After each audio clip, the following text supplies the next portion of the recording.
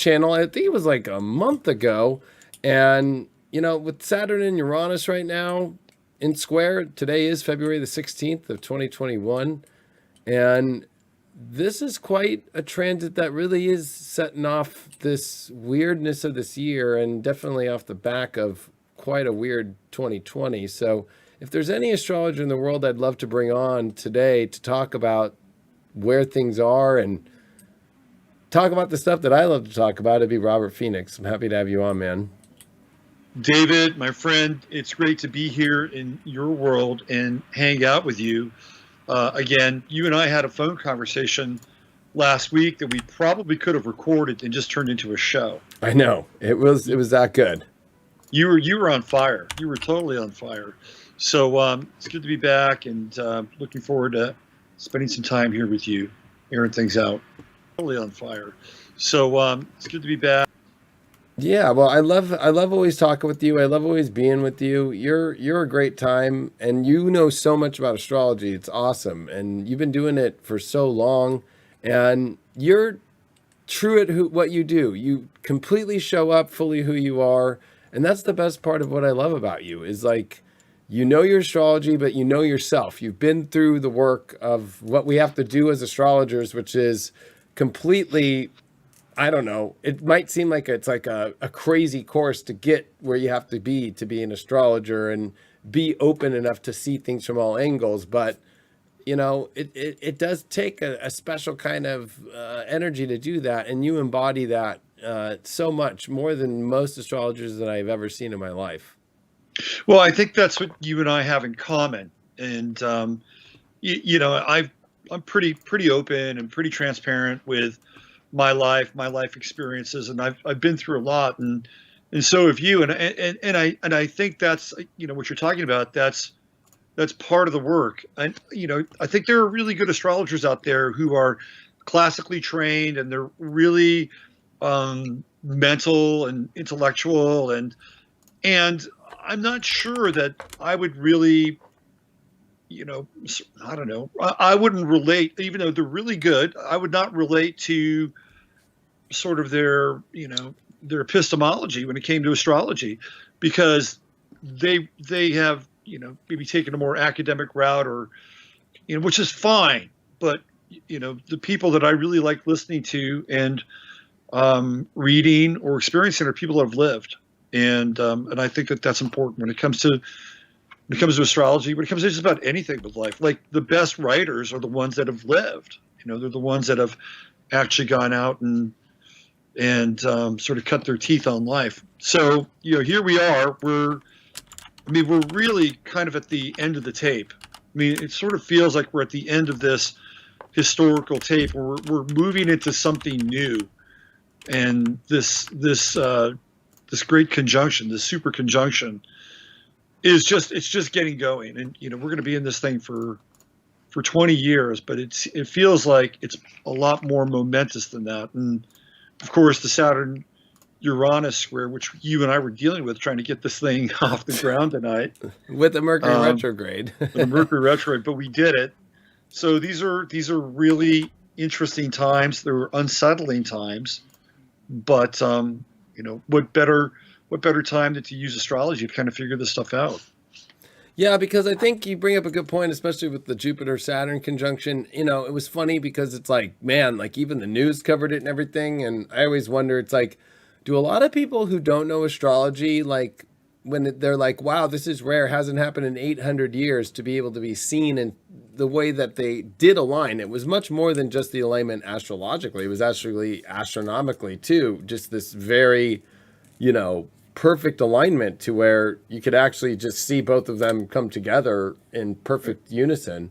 And it's like, do you think people were actually going, wow, this might be connected to everything going on, right? Like, there's so much that happens with Jupiter Saturn cycles.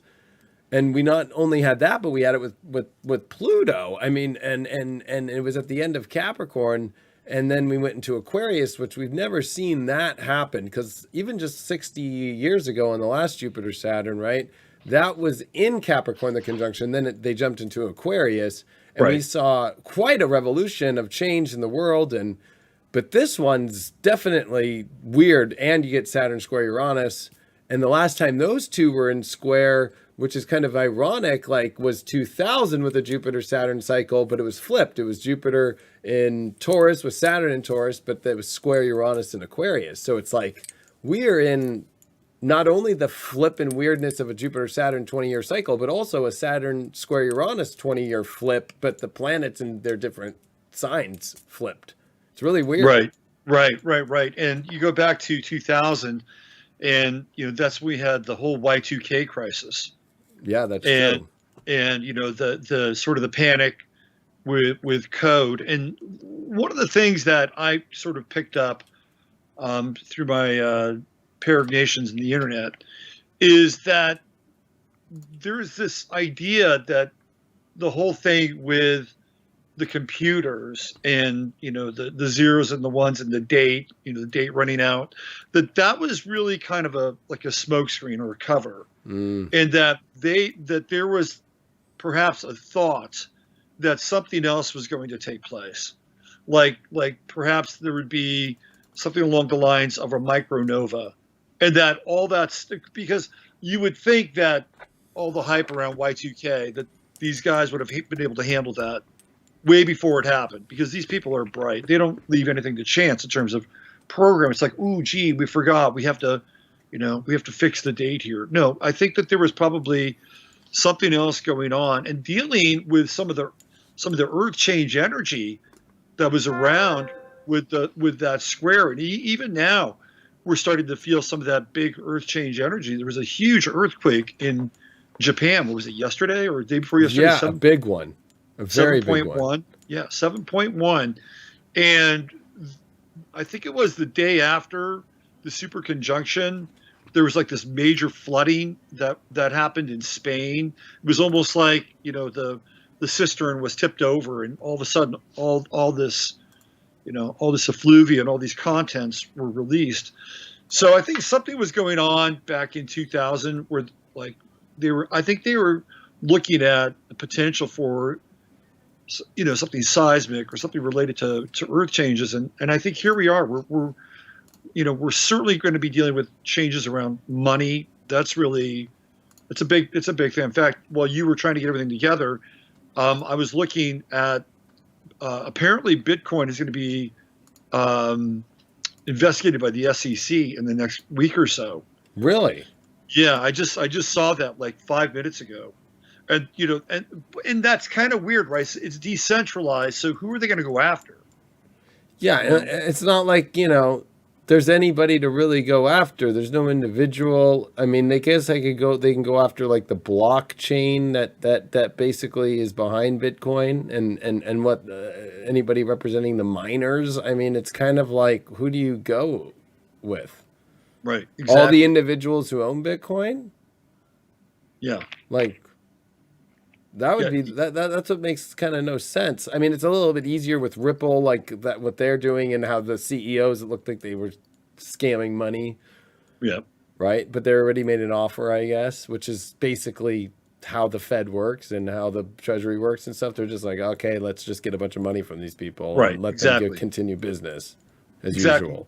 Yeah, that's like when the pharmaceutical companies develop a drug without any thorough trials, and they'll just throw it out there on the market, and they'll make, I don't know, let's say 500 million. And if they have any court cases, they'll settle for 150 or 200 million. And then they'll still make 300 million profit, and they won't have to spend all that time, with all these pernicious trials. But what's really interesting, David, if you go back to 2000, that's when the stock market imploded. That's true. That's when we had all the .com stuff just go right through the bottom of the NASDAQ. And so, here we are again, and, really right straight out of the gate. And in 2021, we had the Wall Street bet stuff and, more stock market shenanigans, although this time theoretically group driven with, all that Aquarian energy. It's like, okay, we're going to be, 3 million Davids versus these two Goliaths. So there are interesting parallels between that period that you're talking about and now.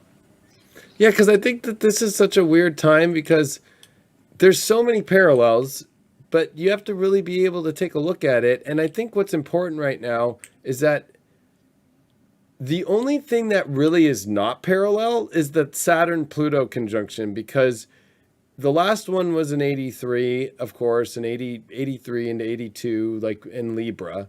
And, you know, there's parallels, yes, like HIV, right? There's parallels with some stock market stuff, but I would say that the ultimate parallel that was also from that carried over was, the world definitely changed, right? The 80s were way different than the 70s. We're talking about, there is a futuristic element, even though it's not very futuristic, Saturn Pluto to me, but it does end a complete chapter of what we define our reality as in many ways.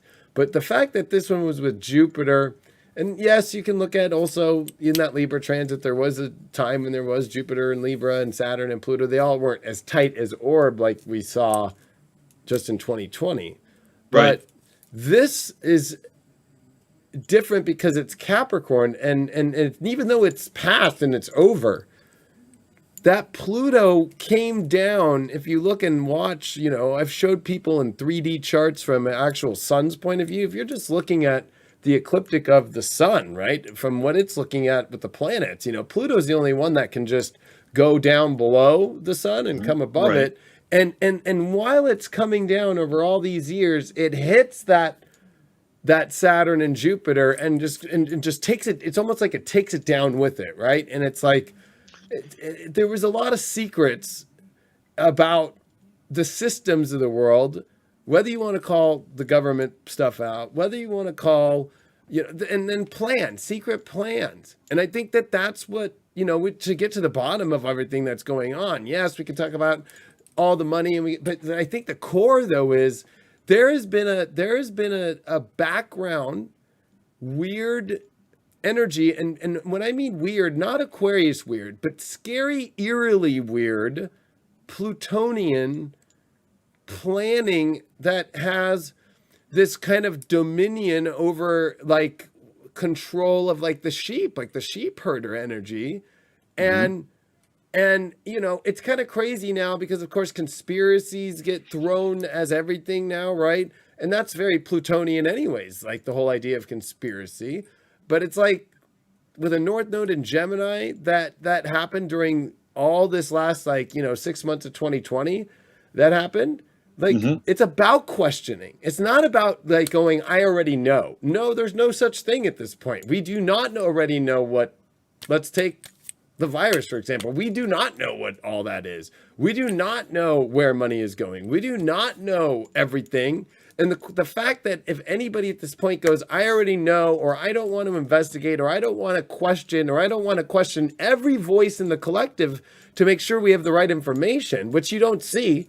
It's like, okay, only John Hopkins, I guess, is the one guy to talk to, right? I'm, kind of joking, of course, the university, but it's like, and only Dr. Fauci's the supreme doctor of this whole thing. Like, I mean, it's like, what's going on? And that's kind of the guru energy of Sag, South Node in Sag, the eclipse we just had in Sag at the end of 2022 that was with that ending cycle of all those planets at Capricorn.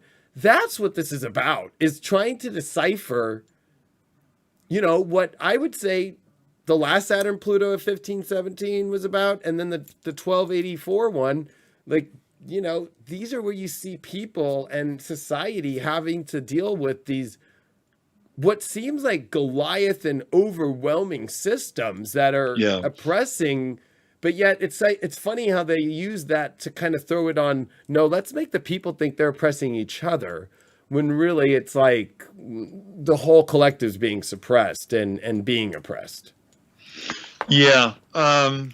It's interesting that Fauci shows up here because he's a Capricorn. I think he's a double Capricorn, and I think he's 2 degrees Capricorn. And I was actually quite surprised that he made it through that South Node transit over his sun. Right. And I thought, okay, this is where he's going to disappear, because that South Node is going to go into his 12th house. And right around that time, that's when Trump was starting to freeze him out a bit. And he didn't show up for a while. So I thought, okay, this is happening now. Like, the astrology around Fauci is working. Like, this is how this thing is supposed to work. But then he had this, now he's got this resurrection. And I think he just got $1 million from Israel for his quote unquote scientific work. Really? Yeah. This happened like in the last 24 hours. And what's also interesting is I think, if I'm not mistaken, wasn't Kerry Mullis a Cancer? I think he might have been a Cancer. Let me just look at it's either Cancer or Capricorn.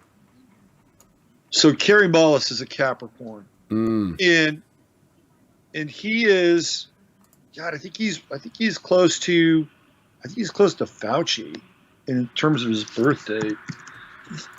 For people who are not aware of Kerry Mullis, yeah, they're 4 days apart. And Tony Fauci, December 24th, Kerry Mullis, December 28th. And Kerry Mullis was the guy who created the PCR test. Actually, he discovered the polymerase chain reaction. Wow. And brilliant guy, and won the Nobel Prize. In his autobiography, he actually talks about astrology, and he's into astrology. So Kerry Mullis died in 2019, just before we went really head first into this whole COVID thing. And it was like, out of two Capricorns, only one could survive. And that was going to be Tony Fauci. And he actually called Fauci out. I mean, it's a kind of a famous viral video where he says that he's really nothing more than just a salesman and a marketer. And there's no way that PCR could be used for what they're using PCR for. And conveniently, the guy's out of the picture, right? So Fauci is the one that emerges out of that really weird kind of Gemini sort of, reflection.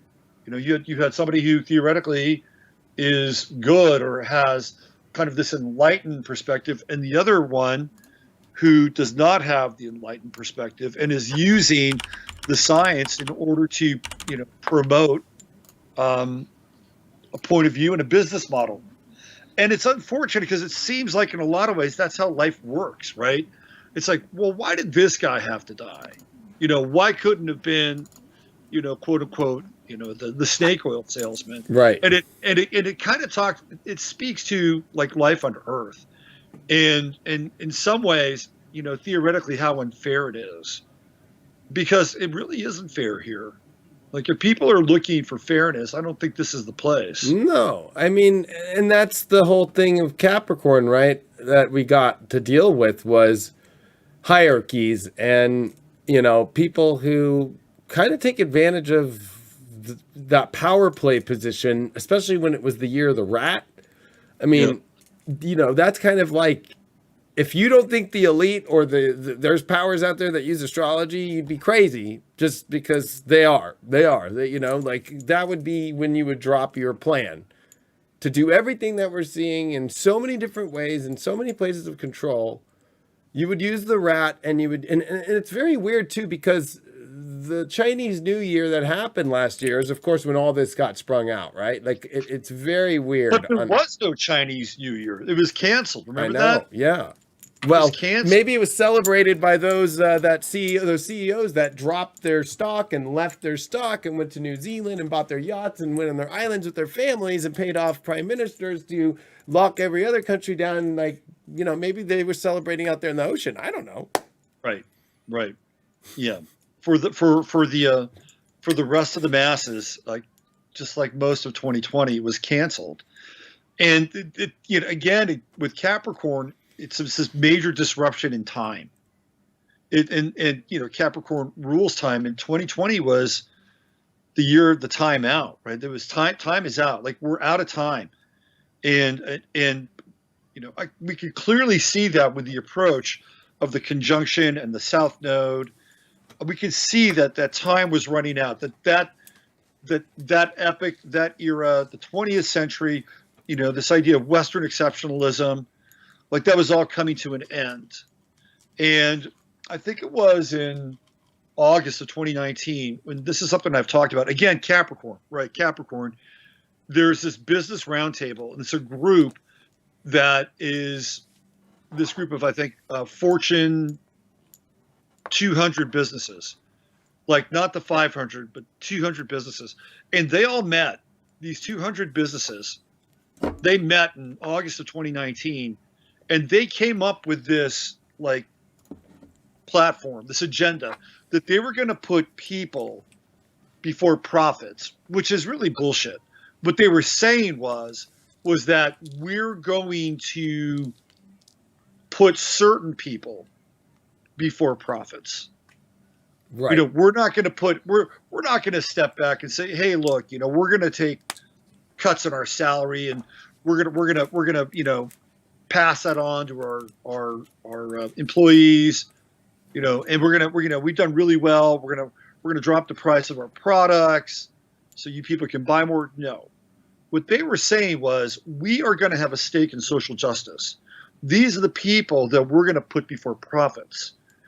And we are going to essentially move to this new paradigm, because we're moving from Capricorn, which is top down, governmental, and now we're moving into this other world, which is Aquarian. It's science, it's collective, it's the group. And so they're repositioning the corporate identity to embrace social justice. And that's what was happening during that meeting, and what they technology too. There's something. And technology. That's right. That's a big one, and it's pretty wild how it's like.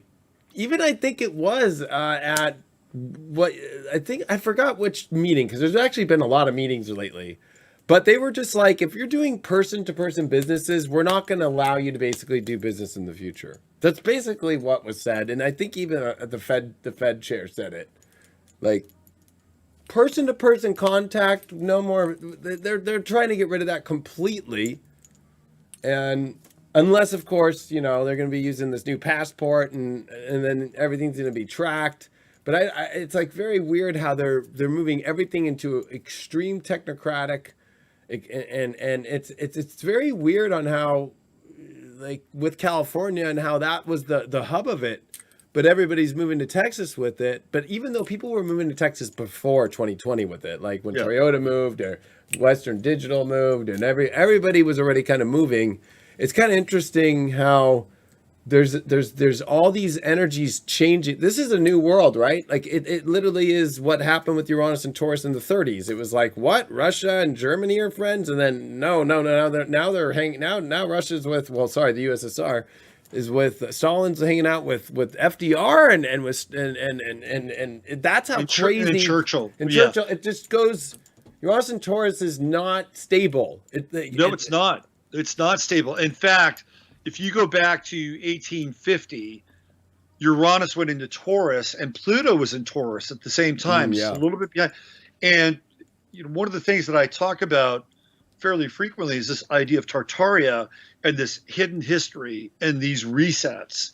And there really seems to have been a reset right around 1849, 1850. You've got all these World's Fairs with all these incredible buildings, that they have these weird kinds of events with, and then they tear them down. That's Uranus and Taurus right there. And what are we talking about now? Or at least, what is Klaus Schwab talking about? The Great Reset. Well, and migrations of the gold rush too. Yeah, absolutely. That's certainly, and you can also see that same migration happening. Australia, same time. New Zealand, the same time. So it's this interesting flip, right? Like reality has this kind of Uranian, paradigm shift, and like what you were saying about with Stalin and Europe going from, Europe was really in a lot of flux and change from 1900. From 1900 through the end of the war, about 1948, like Europe is getting sliced and diced, and they're going from the oligarchy and royal families and bloodlines to these like nation states, which is really in a lot of ways just cover, right? I mean, they did that so they could move forward with this idea of democracy, but still be behind the scenes and still be running things, and they still are. But then that lasts for a little while. Then they have World War One, which didn't have the desired effect. Like World War One was supposed to be this global thing that was going to turn the world into this sort of. I mean, they were really shooting for a one world order with World War One. They had the League of Nations. And there was right? there was a pandemic at the same time too, but 1916, yeah. But what happened to all those soldiers in there that were next to each other and pissing next to each other and eating off each other literally? And that was okay for them to go do, and there was not much craziness going on in there. Right. Exactly. And that's what they wanted. They wanted to flip the script during that time, and then they couldn't really do it, so they needed another war, and they needed to be able to also build up the Soviet Union and to industrialize the Soviet Union. So here we are. Which I think you bring up a good point about the Soviet Union and the industrialization, because it actually brought in communism, and it brought in, Stalin, right, after World War One, and it was the first trial ever of such a communist society, and they made Moscow like this beautiful like hub, but outside of all parts of Russia, even the media. There's some great. There was a great movie about that one. There was that one English. I forgot his name, but he actually met with Orwellian or George Orwell and stuff. And that's how George Orwell actually wrote 1984, was based upon what he saw in the USSR, and how it was just like the media wasn't allowed to go off the tracks. Like they weren't allowed to just like go anywhere they wanted. Like they were like, no, look at everybody's getting all the wheat. It was about the wheat too. Remember, Right. It was about Absolutely. it was about the crops, but really they were killing so many people.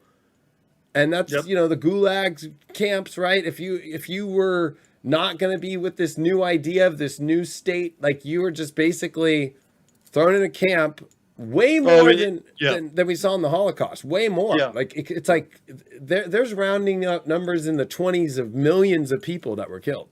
Oh, it was brutal. And there was a group called the kulaks, Right. and they were landowners. Maybe you had about 10 acres, like small landowners. And all the kulaks wound up going to the gulag, not because they didn't want to, be part of the party or join the program. It's like, no, we're taking your land. You don't understand that. We're taking land, and thank you very much. You're going to go, break rocks in Siberia. Anthony Sutton, who's an Aquarian, a really interesting guy. He cut his teeth on understanding skull and bones. That's like he was a teacher and a professor at Stanford, and he was out of the Hoover Institute. So they asked him to do this book on power. He's like, okay, so he studied the skull and bones, and that was his first book. It's a really, really interesting book. And then he gets into the Soviet Union, and he really understands the nuts and bolts of the Soviet Union, and how the United States really propped up the Soviet Union during that whole time. And, right. When even by media coverage. Absolutely. It was media. That was Absolutely. the beginning of mass media. That was it. That was how they did it. And there were people that were getting, it was kind of like one of those things where it was like, oh yeah, we get to come into Moscow and we get to come into here, and like it treated like kings and queens. And then anybody who went against it, was basically looked at as crazy. Right. So there's that movie Reds with Warren Beatty, and he plays John Reed, the American journalist who is part of this great revolution, right? And Beatty, mythologizes John Reed in that movie, and there's kind of a retelling of that tale, and of course there's a backdrop of passion and romance, because there's nothing like having a really good affair during a revolution, right? And Russia up until recently has always sort of been this way. But one of the things I've noticed was that our relationship of the United States with Russia always changes when Saturn is in Sagittarius, because it's going through the U.S. 12th house. And if you track like these Saturn transits, at least the last two, one which was 2015 to 2018, and then the one prior to that, which was back in the 50s. So in the 50s, that's really sort of like the height of the Cold War. It's really beginning to ramp up, and you've got Brezhnev, who's sort of this, that's the time where he says, we're going to crush America, right? We're going to crush America. And then Russia becomes really prominent in the American psyche. It does. And then the same thing happened when Saturn was going through Sagittarius again in 2015 through 2018. All of a sudden now, Russia's the bad guys. I know, yeah. Right? When that was with squares to Neptune. So it's kind of interesting to look at how these Saturn squares bring up some really weird stuff when they're dealing with outer planets. Yeah. And that one was really the first, that was the whole media, people waking up about the media stuff, right?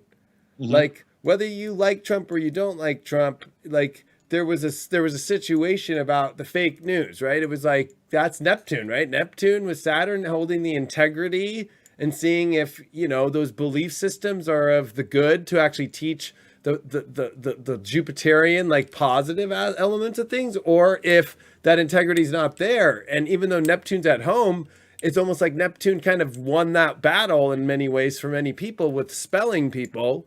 Yeah. Neptune has that power when it's in, especially, Aleister Crowley wrote one of the best books I ever read about Neptune and how deceptive it is and how entrancing it is and how it knows how to just really just pull people into, because he always said that Neptune was, because of course when he wrote it there was no Pluto yet that was found. It was like in 1890 through 1900, all of his works with Neptune, but he said that it was the outpost to the sun, but it had its back back to the sun, and then it was basically like a radar, right? Like it was the intuitive radar of like asteroids coming in and stuff for the sun.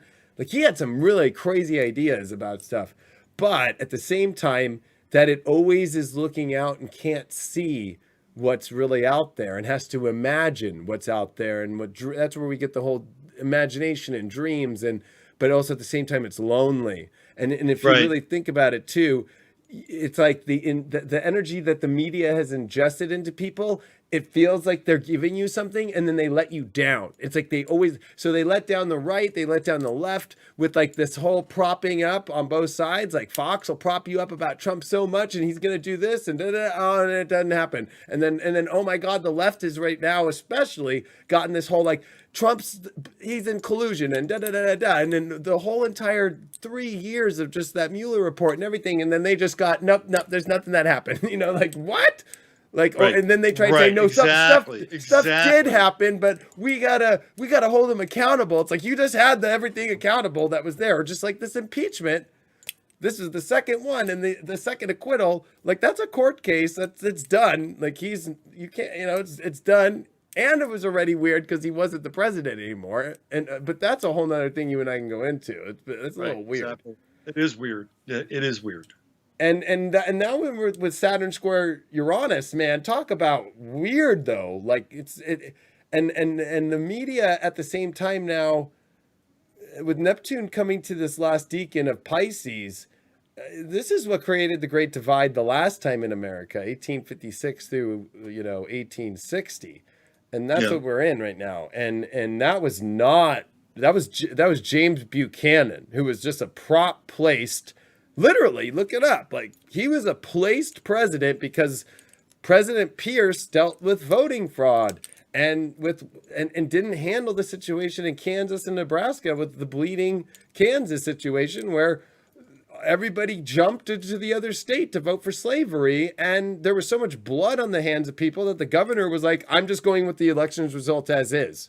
even though Right. he knew it was a fraud because he didn't want violence. He didn't Right. want it. And that's when the DNC said, uh-oh, nobody's going to vote for this guy, and the Whig Party's going to win. So let's get Buchanan, who was in Europe during that time when he's there. It's almost like how Biden, right? It's like, oh, I've been just the VP, ex-VP in the background, not doing anything. I'm the guy who could come in and remind you of Obama. It's kind of the same exact thing. It was the same exact placement of Neptune that we just went through.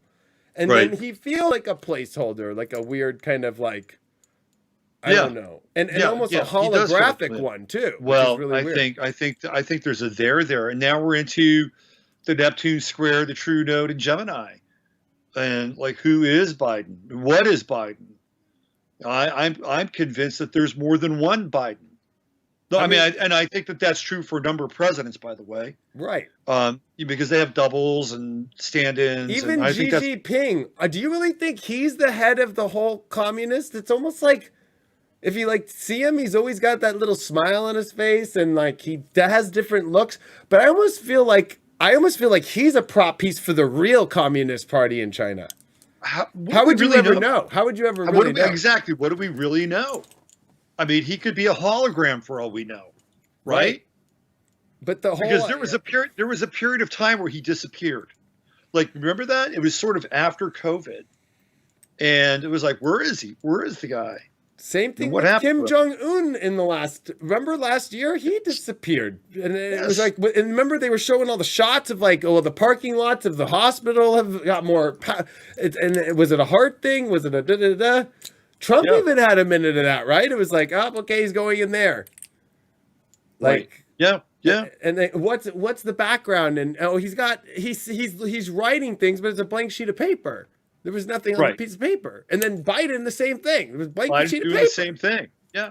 And I think, if I'm not mistaken, I think that there's actually video of Biden being left-handed at a certain point, and that he's signing the well, he definitely is very uncomfortable getting a pen. Let's be honest. There's like 20 pens on the thing, and he can't even figure out which one. And then when he tries to put it in his coat pocket, it's like he's never worn the coat, or he's never even put a pen in a pocket. It took him like a minute. I'm not even kidding. If you see the video, he's like, I don't know what I'm doing here. Like, oh, it's really bizarre and uncomfortable, and the whole thing just seems like it's like it's a college production. Like, we're seeing like somebody's like, graduation, project at USC or something like this. That's kind of what it feels like. Like, even when he's getting out of this SUV to go on Air Force One, the SUV looks like a piece of shit. I mean, it's got a dent in it. I mean, well, there's no blue paint. It's totally weird. It's not the great jumbo Air Force One that needs to be for the president. That's going to have the nuclear codes. That's going to also need to be survivable in any situation, especially after 9/11, right? Like, you don't just throw the president in a basic commercial jet that has United States on it. Right. Absolutely. And so there's this weird thing going on with reality right now. And I'm sure a number of people that are watching this know that, that there's been this sort of connection with Castle Rock, right? And that which is owned by Amazon, and they basically mapped this thing out. It's like, look, this White House stuff is actually being shot at Castle Rock in Culver City, right? Is that where that is? Culver City? Yeah, it looks like the first days. The first days there. Yeah. And then that's the other weird thing too about the inauguration day, on how, it was all the media networks had that same shot where it's like, okay, we're looking at him, and then there's those kids behind him, and then it just switches, and he's got his right hand up. It's supposed to be live, and now the kids are gone, And it's sunnier. It's sunny when there was no sun. They show all the webcam videos and all the media Right. videos of people that had, and it was just, there was no sunlight that was hitting him while he took it on that day. And he took it at 11:54 a.m., not noon. So does that Right. make him, where's that? You can't, it has to be by noon. That's what when they changed the Well, Constitution. exactly. So he actually took his, I think the oath was at 11:43. It was 11:43, which meant that Trump was still president, right? Yeah. And we're in this time again with, True Note and Gemini. We have somebody who is theoretically president with an election which is highly debatable and this is just for, YouTube's sake here, highly debatable. And a lot of people not recognizing Joe Biden as being president. And then you have somebody else, in the form of Trump, who did not win, but has kind of more presidential sort of sway and power in a lot of ways than Biden does. So we have like two presidents, one official and one unofficial. The whole thing is like extremely weird, but in some ways fitting for the time that we're in astrologically. Yeah, and that's what's so weird is that this is going to be, I've been calling it shattered reality. That was like a term I gave Saturn square Uranus during this time. That reality right now is so on the brink of, it actually is ironic that we're talking and they're squaring exact. We're within like a couple like minutes and seconds of the exact hit of the first hit. This thing's going to go on this whole year. Right. And this whole reality of what we've seeing, it's like it just reminds me of just the glass is just about to just shatter. Like there's no more mirage left to work through. It's like it reminds me of like an old projector television that the tubes just like, and then everybody's going to be like, what, like something. And even in this Mercury retrograde with being in Aquarius, that's stopping to station right close to Saturn and square Uranus too. Right. And then the moon comes into Gemini while the sun comes into Pisces and squares, and that's always a circus as alone, mixed with Mercury that will be coming direct while Saturn and Uranus are squaring, and this is like this is all like where people are at their kind of wits end, right? Everybody's tired from all the Capricorn. That's exhausting. You have to like reserve your energy. And my God. I mean, January seemed like it took forever to get through. I mean, January seemed incredibly long. Right. Unlike 2020, which was a blink of an eye, and now we're back into the whole time thing, the whole timepiece. Yeah, that's going to be a crazy time with all that mutable energy and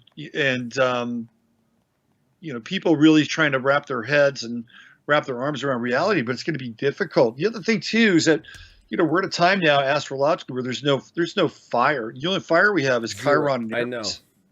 And that's creating, the only fire is where people feel either the victim role, really intense, or the healing role. Like, hey, like we need to hold on to this crap that we're dealing with, but we know that we can do this positive work. Chiron, I think, is the key to unlocking so much of the human reason to be here. You know? Yeah, absolutely. I think it's crazy when astrologers think that Chiron is just like I don't use Chiron. I'm like, well, you're missing out on the whole like pie here. Like, well, I think they based that on Stephen Forrest, because Stephen Forrest is not a Chiron guy, right? And Stephen Forrest has influenced a lot of astrologers. That's true. I mean, but that's been kind of interesting too. If you want to bring up another astrologers in the divide, I mean, the ones that are questioning this whole thing are very small of just everything. It doesn't matter about left or right or whatever, right? It's just like questioning all of it.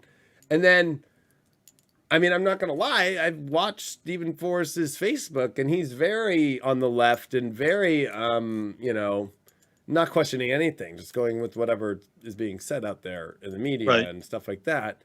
And maybe he's doing astrology in other ways. I'm not going to put the man down, but it's just interesting to see, like, and that's why I resonate with you so much. And I just, it's so weird because it's like through the last decade, I've always seen you, or I saw you on Gaia, or I saw you, you know what I mean? It was just like, this whole thing has been bringing all these people together that really see the truth. and are willing to put it out. And if you notice, like, I don't see Stephen Forrest making videos all the time. I don't see a lot of people that want to question, like, being willing to put it all out there and hold the line of, like, hey, these are questions that need answers, and until the answers are there, I'm going to continue to question. Mm-hmm. Yeah, yeah. No, I would agree with you. Yeah, I would agree with you. I think Chiron is essential. Once I really discovered Chiron and really dove into Chiron, I found out, like, really how important it is in the chart, and it allows us to understand some of the most vulnerable and exposed areas of our lives, and how we reconcile those things. And I've always, like, found it interesting that Chiron's got this relationship with Saturn and Uranus, and it's like this arbiter of form and discipline and structure, and then chaos and creativity and obliteration. And most people in their lives tend to live a Saturnian path. Most people do. You have, and you're Uranian in that way, right? Because I know about you, and you have lived a very creative, chaotic, rebellious, Uranian life, right? I mean, Yeah, no, I know. and you got your shit together, and now you've kind of moved into more Saturnian expression, right? You made that flip. I'm that way too. I was, like, really Uranian most of my life, and only in the last few years have I moved more towards that Saturnian side. But most people are Saturnian. They get the right job, they get the right whatever, but at some point they've got to deal with chaos. They've got to deal with obliteration. Right? I'm literally dealing with chaos right now. I have to sign these documents right now because somebody showed up. Okay, go do your Saturn thing. I was gonna say, like, I'm gonna listen for, like, maybe 5 minutes. If you can give me 5 minutes, and I would love for you to tell people wherever that you want to go right now, because I feel that I'm gonna have my phone on because I just have to go. I had a truck delivered, and the guy's here, and I have to sign for it. And do you want to go, and I can just talk? You want to go deal with that? Well, yeah, I'm going to be listening and in the chat while I'm signing, and then just come right back. So that's how Uranus it is, if that makes sense. I'm like, pfft. Right. Well, yeah, you got to. So Chiron. So I'll be right back. Chiron is really, really important, and for a lot of people who aren't familiar with Chiron, Chiron is the offspring of Philyra and Kronos. And Kronos comes down to Earth as a white stallion because he wants to get with Philyra, who's a nymph. She's an oceanid. So what happens is that Philyra has a baby, has a child, and that's Chiron. And Chiron is part horse and theoretically part human. So he's the first of the centaurs. And when Philyra sees her child, she's shocked and repulsed by her own child. So the primary feeling or the primary emotion that's connected with Chiron is shame. So the mother is rejecting this child, which she believes is a monster. So she beseeches the gods and she says, please do not let me ever have a child again. Turn me into an inanimate object or something that I can't procreate with. So the gods, of course, are listening, and they turn her into an alder tree. So now Chiron is alone. He's abandoned. That's another component of Chiron, is this feeling of abandonment. So we have vulnerability, we have shame, we have abandonment. These are all primary Chiron issues.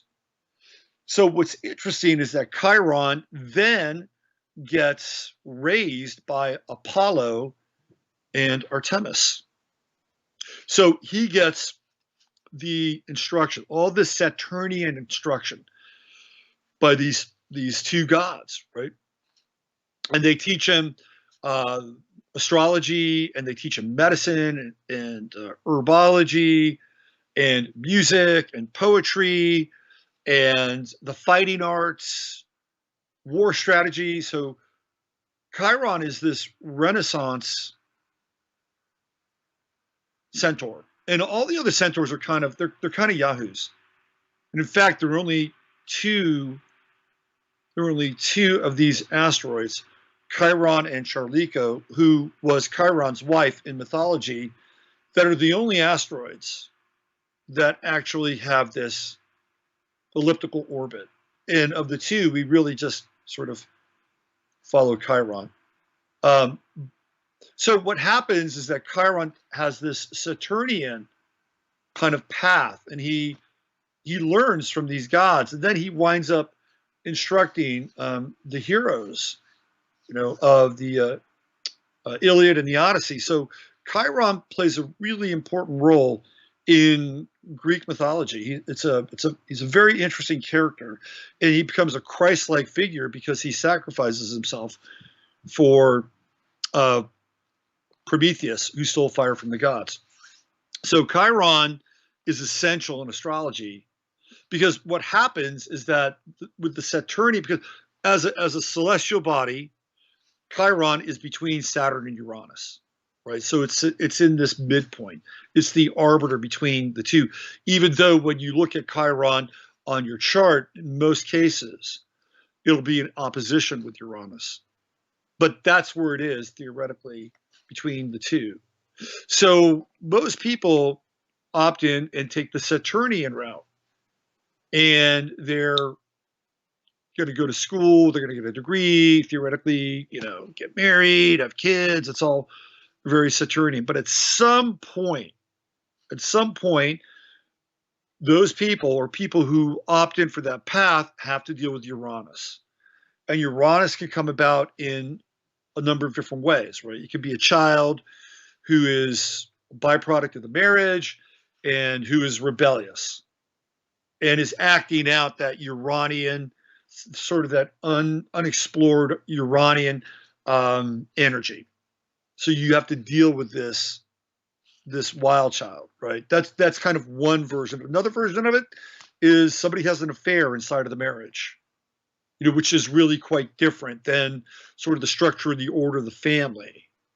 Or there can be other Uranian kinds of disruptions in a person's life. Losing a job can be a Uranian kind of disruption. And what happens when that chaos sort of enters into a person's life, right? So what we've seen with all this Capricorn is we've seen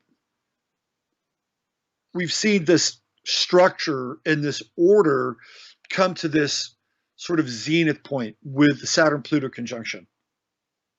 And then after that, everything changes. Everything changes. We have the shutdown. We have Saturn moving into Aquarius back in, was that March of 2021? Saturn moves into Aquarius for a brief period of time. So now people have to deal with the Uranian side of this stuff. Now they have to deal with this massive disruption, which is the quote unquote coronavirus. And we're still here. We're still having to deal with this Uranian crisis in our lives, both individually and collectively. Now, what's different is that we've moved into this Aquarian zone where there's this interesting organizing, well, I would call it a non-organizing principle around chaos. And that there are things that are happening that are kind of unique in this sort of Uranian kind of way. Let me give you an example. I just saw a video, I think it was from last weekend, and it was in Santa Cruz. And it was a group of people who went to a Trader Joe's in Santa Cruz without a mask. And, that's a really Aquarian kind of thing to do. Number one, they're showing up as a group. Number two, they're going to Trader Joe's to shop, right? Which is against these sort of Saturnian mandates. And inside of Trader Joe's, you've got people with masks on. The people that work there, and like they're not happy, and they actually get really aggressive. They get super aggressive towards this group of people who all they want to do is go there and buy a few things. Sure, it's political, and they're making a show. They're demonstrating something. So it's more than just buying a couple of things, but ostensibly, I mean, that's what they were there. They were there to get a few things, but ostensibly, it was a demonstration. It was a protest, and so here you have this classic clash between Saturn and Uranus. With Saturn being sort of this top-down execution of the corporate mandate and the corporate mandate of the United States and the corporate mandate of Trader Joe's.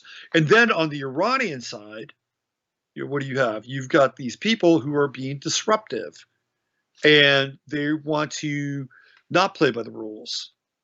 Really what they want to do is they kind of want to go back to that Saturnian time where we had these rules of order in place, which allowed people to actually go to a fucking store and have an experience without feeling like you're in some sort of dystopic movie.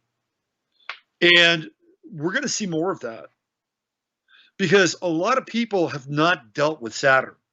Like a lot of people have not reconciled this chirotic or chironic part of their astrology or their personality or their evolution. And so it's getting worked out collectively now.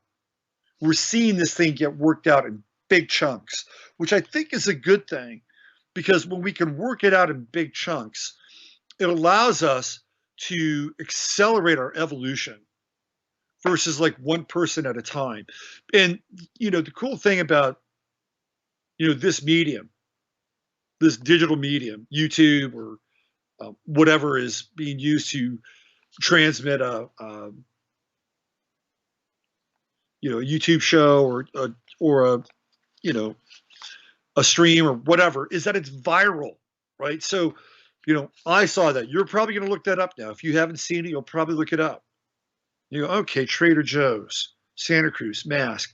And you'll see the video. It's like, oh, wow, that's interesting, right?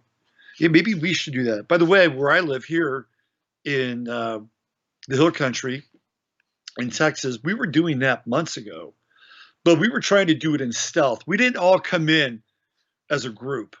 Although in California, I understand that. It's like taking a battering ram to the castle, right? To the drawbridge, which has come up onto the castle.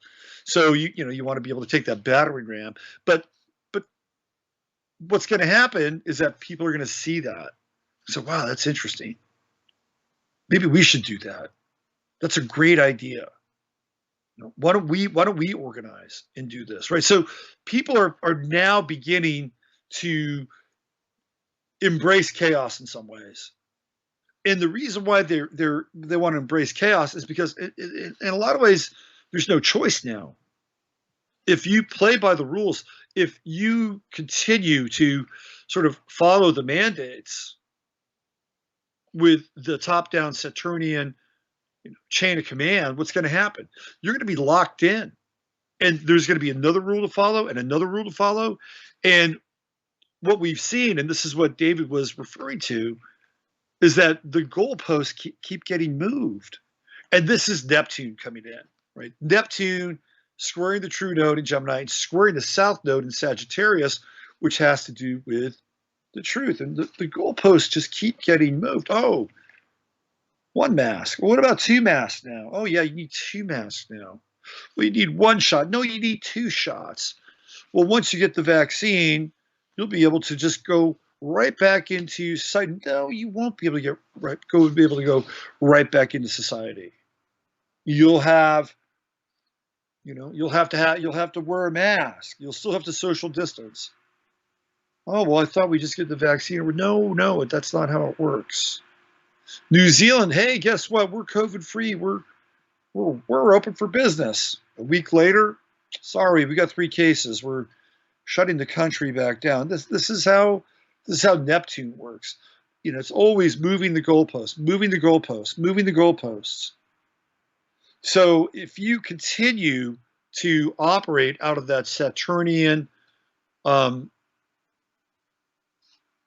plurality between Saturn and Uranus, you're going to get swept up in this tide of continuing to do what's being asked of you while the goalposts keep getting moved, and this open air behavioralist experiment straight out of B.F. Skinner continues to be engaged and for lack of a better term, perpetrated upon the people of the United States and of Terra, planet Earth, this domain. Now, the other option is to take the Uranian option, and I think it's a really timely option. We've got all this Aquarius going on. We've got Jupiter in Aquarius and Saturn in Aquarius, the great conjunction. We have Uranus squaring Saturn. This is exactly, the dynamic that we're talking about here. Saturn, Uranus, Saturn, Uranus. So Uranus squaring Saturn is coming in and has the potential of splitting or, radicalizing in some ways these Saturnian structures. Even though they're in Aquarius, it's still Saturn. And we're still dealing with Pluto in Capricorn. Of course, Capricorn being ruled by Saturn. So this creative energy that's available and disruptive energy, right? That this is disruptive energy.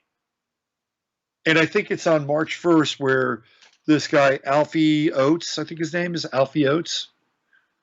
Should be Alfalfa Oates. Maybe it is Alfalfa. Wouldn't that'd be rough if you named your kid Alfalfa Oates. Although, I don't know. It might be interesting if you were in the farming business. Anyway, he owns a grocery store. It's called Seed to Table, which is in Florida. And this guy is running, not even running, he's just calling for all businesses to open on March 1st. And this is a guy who's very Saturnian. You can't own a business unless you have Saturnian energy. You can't do it.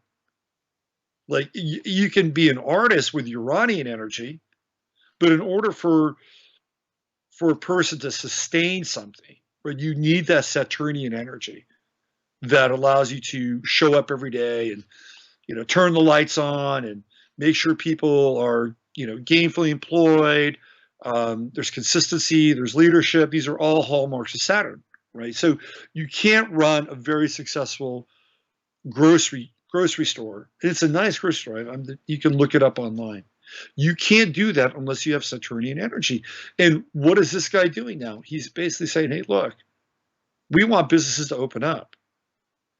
And he has basically, we don't require you wearing masks here. And he's got a big, big, big graphic, a big poster inside of his store. And as he was setting up to do a video urging people to open their businesses up on March 1st, which is interesting. It's in this energy that David was talking about. This woman comes up and she's wearing a mask, and she's, basically saying, why do you do this? Why are you demonizing people that wear masks? And he has to kind of walk her through his rationale around not demonizing people who are wearing masks, but saying that, hey, if you want to wear a mask, it's okay. You can do that, but we're not going to force you. And in fact, we actually encourage people to not wear masks here.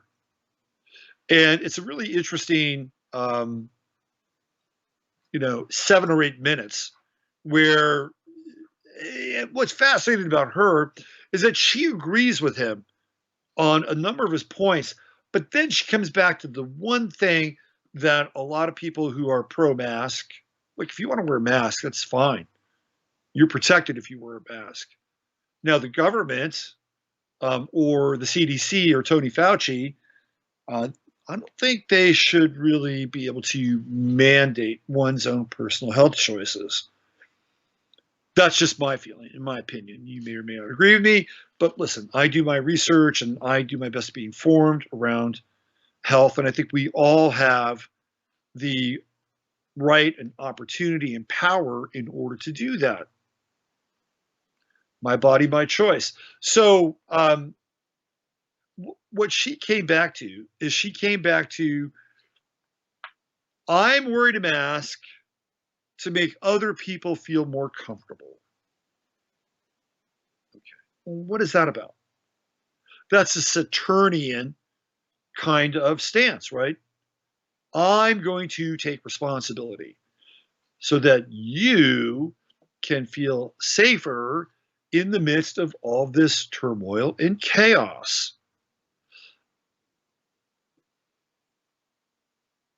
I guess it's a noble thing, but really the cognitive dissonance was that she agreed with him on a number of issues, and yet she stubbornly clung to her rationale and reasoning for wearing a mask. Again, that's really Saturnian. And he was being Uranian, and he was disturbing her own personal order. And of course, since she's informed, she's got the N95, and it's the only one that works. Even though you could see that there were, these kind of gaping expanses between the mask and the side of her face. That it doesn't really matter. But here's where we are. Right, we're in this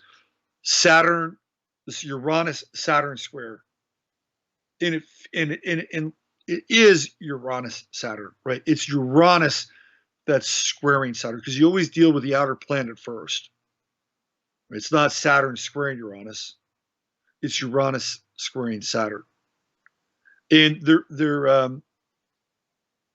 it's not that they're incompatible energies. Saturn used to be the home of Aquarius, so there's an interesting relationship between Saturn and Aquarius and this Uranian energy. Saturn, in terms of Capricorn, is looking towards the future, right? It's looking out towards the rest of the solar system, and then beyond that.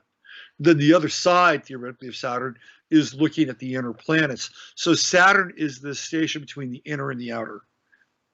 Once you get past Saturn, you're really into the transpersonal planets and the outer planets.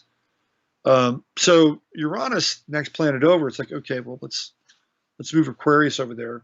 So there's a connection, right? Because Saturn's looking towards the future. If you're a corporation, what do? You have to look towards the future. You have to look at where you're going with, your corporate earnings a year out, 3 years out, 5 years out, 10 years out. That's very Saturnian. And that's what Uranus does too. Uranus is very invested in the future. It's invested in sort of the far future, science fiction future in a lot of ways. So they both, Saturn is a placeholder for that kind of energy or that type of perspective. But when we have Uranus in square with Saturn, it's busting things up. It's busting things up. It's this atom smasher that's coming in and taking a hammer to these Saturnian structures. So, we're living in really interesting times, super, super interesting times. And we all have to kind of figure out where we are as it relates to chaos and order. And the interesting thing about this dance with chaos and order is it doesn't really have to be one or the other now. Like you can, like just with that Trader Joe's flash mob, it was organized chaos. It was Saturnian, right? They all had to meet there. And first of all, they all had to agree. They all had to agree that that's what they were going to do. And they had to meet at a specific place at a specific time. That's Saturnian. Right? There was order around that. But they were going to use chaos or disorder to disrupt the store, which is it's a node of the corporation, which is Saturnian. So this is really, I find this stuff to be fascinating and dynamic, and really about rewiring our relationship with reality. This is where we are, and I think this is a very unsettling time for a lot of people, because the future, the future isn't written. We're dealing. A lot of people are dealing with, like, some people like, well, I don't know where my next paycheck is going to come from, or I don't know. Well, you do know now that you can't be evicted because the Biden administration just, I think, made that an executive order, which is, it's weird, right? It's kind of like people who have a student loan and they're paying their student loans, and Biden may forgive everybody's student loans. I mean, that could happen. So if you're somebody who's working on, assiduously working on paying your student loan off, how does that make you feel? And it's like, oh, fuck it. Why do I do this? It's, and it's kind of an extreme example, but the same thing holds true with rent in some ways. It's like, well, gee, if I was a really scheming and underhanded person, I could say, yeah, theoretically I've lost my job, and I don't have to pay rent, and I could double dip. And why? Because everybody else is, sort of doing it, or at least some people are doing it. And yet, that's the exact opposite of what we should be doing. We really should be investing, and this is the other part now with Saturn, is investing in a more Saturnian kind of future for our own lives, which means that we have a connection, right? Saturn gives us a connection to a beginning, a middle, and an end. That's how Saturn works. There is this evolution with Saturn. That's not the case with Uranus. The Uranus, you can start at the end and work backwards. You can start in the middle with Uranus and then move forwards and then go backwards. So,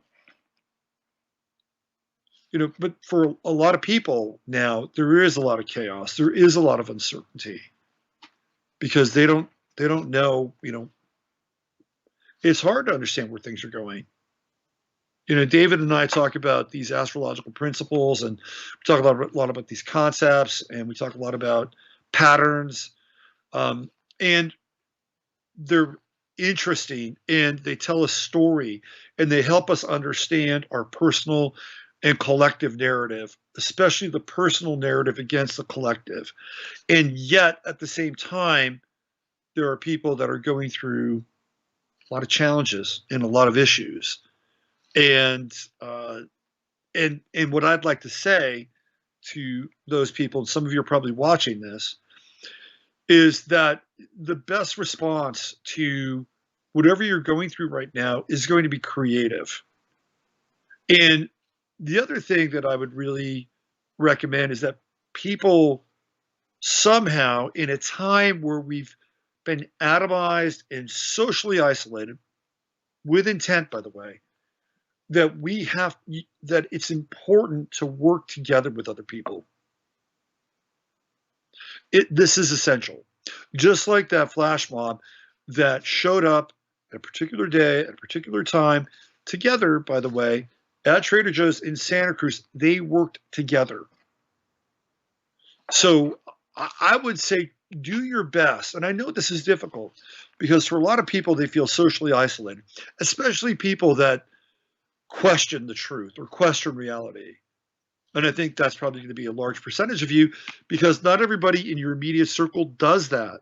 Not everybody in your immediate circle is going to have sort of a Uranian response to the Saturnian lockdown or the Saturnian paradigm that we find ourselves in at this point. So that can be difficult. But what did the great master say? When two or more are gathered in my name, right? So think about that. It only takes two or more. So this is another call to action with Uranus. Don't isolate. Try not to be alone. Work together with others for whatever reason. Here in the town that I live in, there's a group of us who got really switched on and ignited by what was happening here with the city's website. And what they did is they put up a reporting tool on the website, an anonymous reporting tool. We called it the snitch tool. And it was basically giving people license to rat out businesses that they thought were violating the quote unquote mask mandates, right? But it was all anonymous. And those kinds of things aren't really great for a community. Those kinds of things breed distrust and suspicion and apprehension. So there were quite a few of us that showed up at a city council meeting, and we let the city council, and particularly the city manager, we let him have it. And what happened? Well, two things came out of that. Number one, they decided that they didn't want to have any more city council meetings in person, so they were going to Zoom that thing, which is a very Aquarian. Zoom took off. You know who made a lot of money off of Zoom? Andre Iguodala. Andre Iguodala played for the Golden State Warriors. Kind of a cool guy. Guess what his sign is? He's an Aquarian, and he made a shit ton of money off of Zoom. I remember when Zoom was when this whole lockdown thing was going off, and I'm like, just starting. I'm like, man, I should buy some stock in Zoom, and it had gone up $30 in the span of like 30 days. Did you get it done, man? I got it done. David got himself a brand new spanking truck. I mean, we were talking about Bitcoin. I had equity in the truck. I'm trying to teach people how to use the system just as much as the other guys use the system. I like that. Because it's like, this is how you write off taxes. You buy equipment and you have to use the money, but you get a loan on the truck, but you write off the whole truck for taxes. And you get a loan, and then I made a bunch of money in Bitcoin and put that extra down with the equity to get a cheaper payment now in my life. So it was like free money basically with the Bitcoin. And then I'm writing off my taxes for 2021 already. Man, you're a mage. There you go. I mean, like, I'm trying to teach people, like, that's how it works. Like, it's kind of like once you kind of get it, people kind of go, that's all it is? You actually have to buy things? Yeah. Like, you just don't take your money and save it and then let the government take it all. Right. Like, that is not how you make it. That's one model. It's a good one. I mean, yeah. I mean, I hate to say it. It's a model that's not going to be running much longer.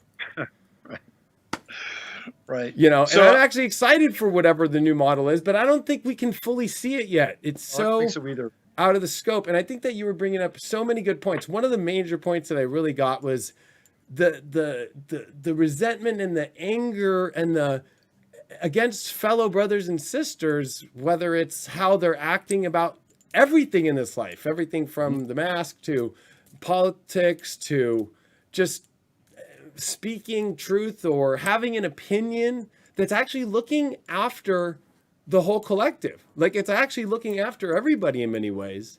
And how it's I hate to say it, but because that day, January 12th of 2020 was Saturn Pluto, but it was the sun and it was Mercury and it was Ceres. Like, that is to me like a bug, Pluto injecting into people's brains Mercury in a very Capricornian structured, like, and Pluto's trying to break all these like kind of adult / very old school kind of like rules, and to watch the spiritual community especially go from being whether you want to call it hippie to more free thinking, more, let's get out of this, to watch a lot of them go actually and turn kind of neo-spiritual. Right. Yeah. It's been the hardest thing for me to watch in my life. And I think that the way that you really, and your show every day, but also you've been such a positive force a positive force to help people see things and let people know, like, hello, you do such a great job, and especially because you're a 29-degree Virgo, man. Like, that's where Regulus is now. Yeah. And honestly, it's the Virgo energy of, you know what, the pompous, like, kind of celebrity, or like the I'm better than everybody thing, which is actually what people are doing. Like, I'm better than you at being good for COVID, right? Like, that's a very Leo kind of, like, I am, like, they're making celebrities, or the Gretas of the world, right? Like, kind of like, I'm better than you because I care more about the environment than you do. I care more about this than you do. You know, it's like, that's not Aquarius. No, no, no. I mean, that's a virtue signal. That's a virtue signal. And that to me is Neptune and Pisces. And you get into this kind of artificial or synthetic piety. And yeah, no, it's not Aquarius at all. I mean, No. you know, the Aquarian response I think to everything is to question, like to question. Yes. That's the Aquarian response. And I've done a lot of work with, revolutions and revolutionaries, and Aquarius is a really strong theme that runs through the life of revolutions and revolutionaries. Like when there was the Russian Revolution, Uranus was in Aquarius, right? It was towards sort of the end of Aquarius, but the Russian Revolution lasted about a decade. So at least 6 of those years out of that decade, Uranus was in Aquarius. And you have Antonio Gramsci, who is the father of neo Marxism or social Marxism. He's an Aquarius. Saul Alinsky's an Aquarius. Gene Sharp, the father of the color revolutions, right? He's an Aquarius. Reagan, who's a revolutionary, right? I know is an Aquarius. Yeah. Bob Marley, Aquarius. So Aquarius is this revolutionary energy. And what's interesting, and you brought this up, and it was when we were talking last week on the phone, and you said that it's about doing the opposite thing, right? It's about doing the opposite thing that we're accustomed to. So we're accustomed to, revolutionary energy looking like neo-Marxism or looking like social Marxism, whatever, but that's not where it's at, right? The real revolutionary energy is the stuff that you're talking about. It's the stuff that I talk about. That's the revolutionary energy, because it's in contrary mode to what's happening on a political level right now. Correct. Yeah.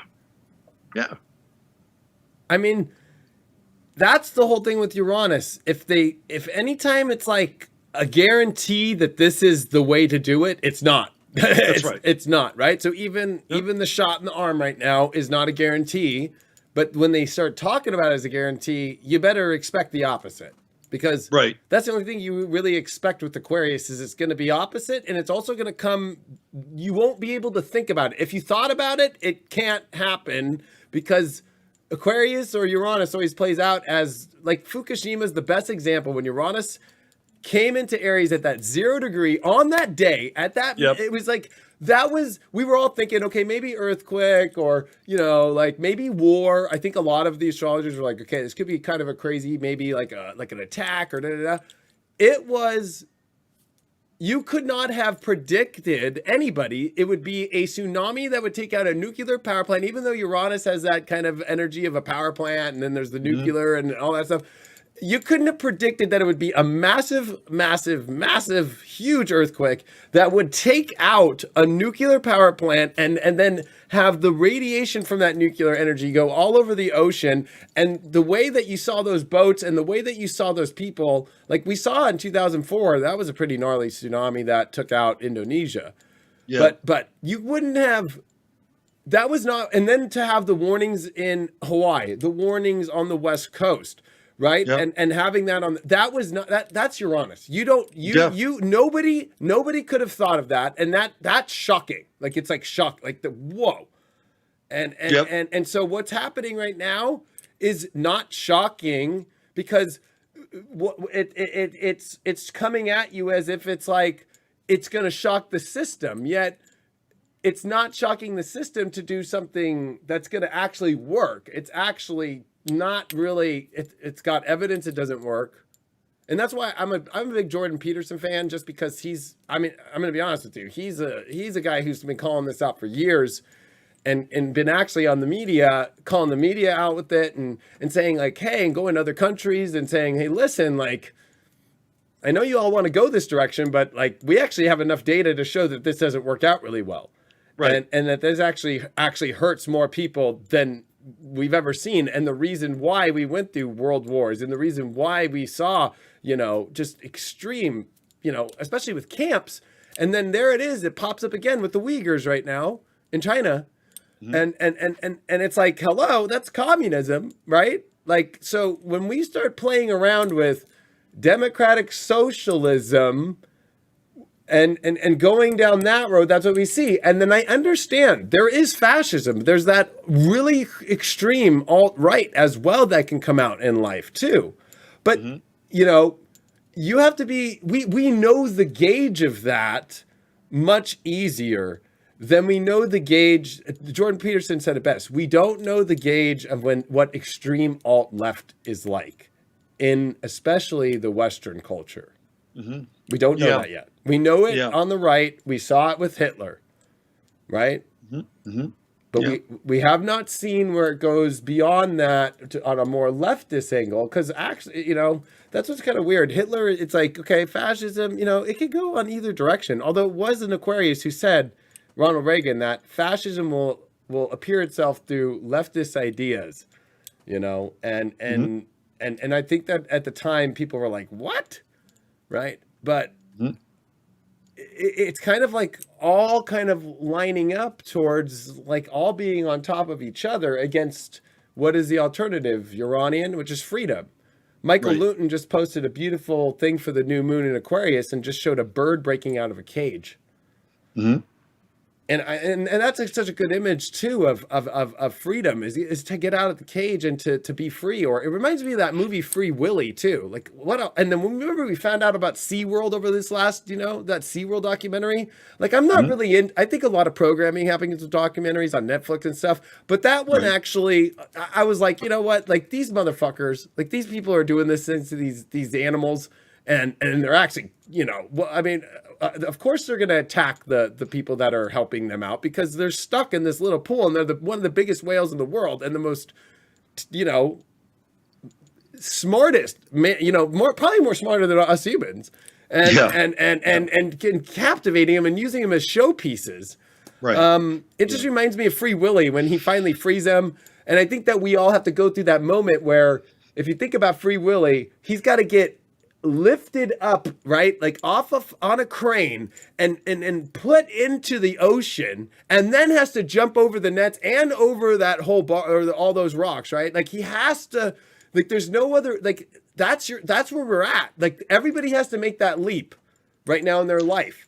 It seems a little scary, but you're really in a pool trapped with a bunch of SeaWorld people who are, probably on Tinder or Bumble trying to show off on a date and fuck around with you, at night. We don't know what went down at night, at SeaWorld, Right. Like, there's a lot more that we don't see than just that stuff. And it's like, do you really want to stay in that place? Or are you willing to go through that one uncomfortable moment of like, this might feel a little odd or weird, but I'm getting dropped off into the free ocean of truth and where I come from as a soul, as using a whale as an example. But I think, for people like you and myself and other people are kind of on the sort of the fence or on the edge of like, wow, this is resonant, right? I'm resonating with this, and maybe I really need to, drop my fear here and make that free willy leap.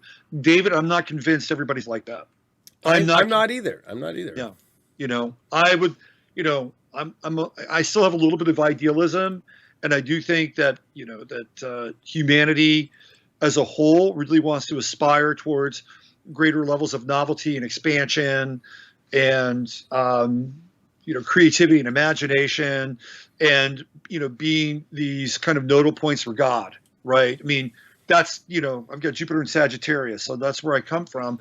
But over time, my experience with people, especially like here in this town that I live in, 2 years ago, I was really involved in an anti-fluoride campaign and worked my ass off and, spent a lot of time and effort trying to, we got this thing, on the ballot. We amended the city charter. We fundraised. We took out ads in the newspaper. We ran a great campaign. There were only like 3 or 4 of us. And, these people that we were running against were people that thought we were a threat. They said, oh, they've got all this big money out of Austin. And they're, it's like, no, we're like 3 people, right? We're just dedicated. And we lost, we lost that election. And I think that there's some shit went down with the election. In fact, we're actually suing the city as a result of it. I'm not, but our group is. And so for me, that was like, it was like, well, here you have this opportunity to take this neurotoxin out of your water. Like, why would you want to do that? Right. Like, why wouldn't you want to just have this stuff removed? And who was the most adamant?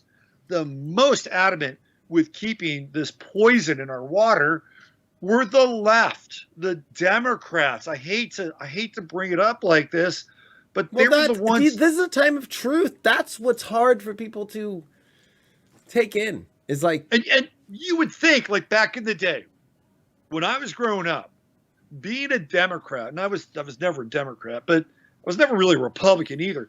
But being a Democrat was like, well, guess what? We're into the environment. We're into clean water. We're into clean air. Yeah, and working class, and making the worker get its voice heard, which ironically actually came from Theodore Roosevelt, who actually was a Republican. He's the one who started the unions, ironically enough. If you know your history, if you know in the 1900s, in 1900, and Jupiter-Saturn cycle, by the way. So they were the most adamant. Like, no, we want our poison.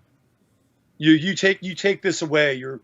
It's like an entitlement, right? It's sort of like this is a social entitlement. Mm-hmm. This fluoride, takes care of the people. This is how they rationalize. Well, it takes care of the people, who can't afford dental care. Yeah. Right. So like in this town, like really, who would that be? I live in a town where there's, pardon my language, a lot of fucking money. Right. There's a lot of money. Doesn't mean that there aren't people here that aren't working class. There are. But what's interesting is that when you drill down and you look at the people who might most be affected by poor dental hygiene, and by the way, there's no correlation between fluoride and dental health. In fact, it makes your teeth harder, more brittle, but not in a good way, brittle. The people that would probably theoretically benefit the most from their point of view would generally tend to be minorities, because traditionally they've been kind of lower down on the economic spectrum, and this area would be no different. It'd be mostly Latinos, right? There would be Latinos here, and in some other areas it might be quote unquote, or just black people with bad Venus Saturn aspects like me, who has had so many teeth problems, and you know what? It's about, like, let's just get real. When it comes to brushing your teeth, it's a very Virgo thing. You have to, like, okay, I got to do it twice a day, right? And then like, I'm somebody who works a lot, and I'll be like, oh, okay, I'll miss the morning, whatever, and then I'll brush and then it's like, oh, I got to catch up. I got to brush my teeth again.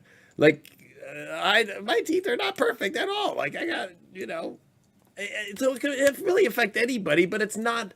That's not the way to do it, where it's like blanket everybody. And this is exactly what's happening if you use this analogy of what you're trying to show. Is like, everybody must do this. So we're just going to put everybody to have to deal with this chemical. That's right. Even though it's I'm going to use the term again, it's a minority, especially in this town. But what I wanted to get at was that those two groups are the two groups that are more prone to fluorosis, right? So when you look at fluorosis, it's when the teeth get yellow, and it's a buildup of fluoride in the system. And if you look at the groups that are more susceptible to fluorosis, it is not Anglo-Saxons. It's the group that has more melanin in their skin. Mm-hmm. And yet they think that fluoride is going to help them because they're underprivileged. It's the biggest fucking virtue signal. And in fact, it's actually harming them more. If you ever look at, and I did this, I looked at fluorosis online because I was using images to create an ad, and I was shocked at what I saw in terms of who had the worst fluorosis. So they think they're doing, this particular group a favor, like, oh, we're doing them a favor. But really what you're doing is you're actually poisoning them and making a potentially bad situation even worse. And they don't care. And with especially when that much fluoride, I mean, go read on the back of your toothpaste. It literally will say like a pea-sized amount. And if you do more than that, please contact a poison control center immediately. If you swallow it. Do not swallow it either. Do not swallow it. Spit it out. Like they don't want you to, right? So then, ingest it in your actual body. And let's talk about just the head, right? And the Hindus and how they understand that's our connection to the divine, right? That we have in our soul. And there's like, let's just take a shower head and just right over your connection. Right. Just right on top of it. Just right your inlet and outlet of that beautiful connection source that you have. Yeah. Just douse it with that. And it's like over time, right? It's one of those things where it's like it's slowly over time. Yep. And it's very Plutonian, secret, over time, eroding away. Right. And I mean, I'll be honest with you. That's what's going on with the shot right now. That's what's going on with a lot of things. And what about the nasal swab with that Chiron and Aries just jammed right up into your brain blood barrier? I mean, right. Well, and I thought that was also when it came, well, how funny, and this is truth. The CDC in March, when the first test kit came out, was contaminated. They put out contaminated tests. You can look it up right now. Just put in CDC, contaminated tests, boom. The first ones that were the first official test in America, which they were trying to make the gold standard of the test, which we already know the whole PCR test, and we already know the owner of it and how he died and what he said it will never work for something like this. Right. Ironically was contaminated, that they don't know how many, but it looks like probably all of them. So, So everybody that went out and got that thing got exactly what they were given. Yeah, exactly. And so how do you think this thing spread? And where did most people get them first? New York City, LA, like the places that were city centers that more people wanted to go get it. And you know what's crazy about the test is more people take it because they're curious in themselves. Like it's like weird, right? It's kind of like, I want to find out if I have it or not. I just want to find out, like, right? Like it's like, because I remember the beginnings of it. Yeah. And I was just like, I'm not taking that thing, right? Like, exactly. Right. No. Or it's like even like, if you have strep throat or not. I mean, it's kind of like one of those things. Like, it's like, yeah, whatever. I've never had strep throat, but you would be able to tell. It's like It's like these symptoms that they put out there. It's pretty easy to tell. Like you got it. Stay home. If you have a flu or a cold, when you're getting one. Right. Just so that what that reminds me of. It reminds me of HIV.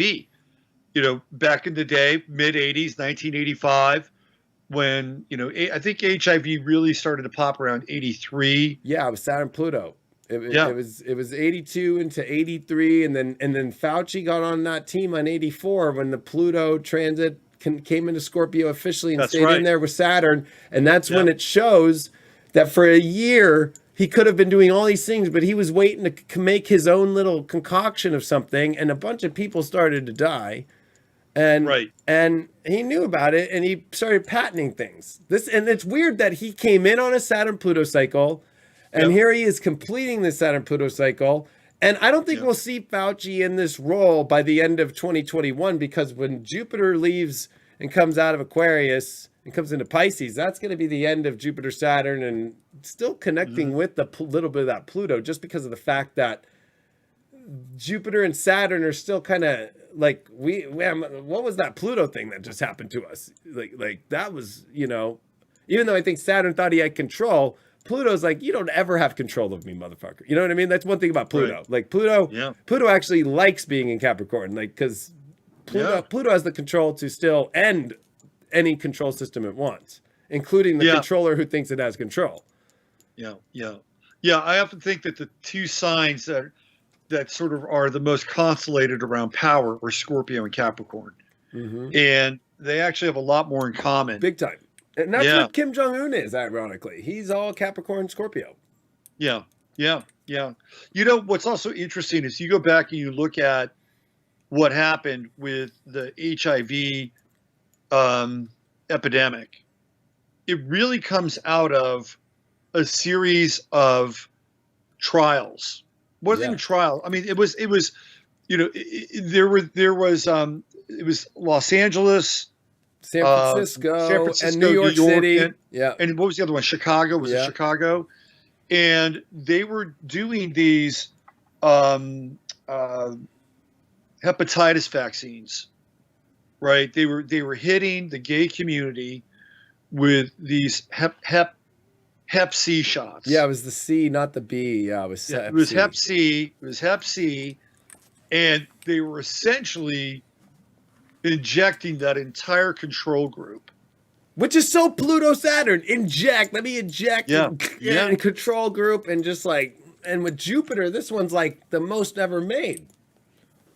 They injected them with, and I'm not sure if it was HIV straight up, but they injected them with some, I think it was probably something along the lines of malaria or some kind of malarial mutation or hybrid. And all those guys, and they're guys, they all died. My cousin was one of them, right?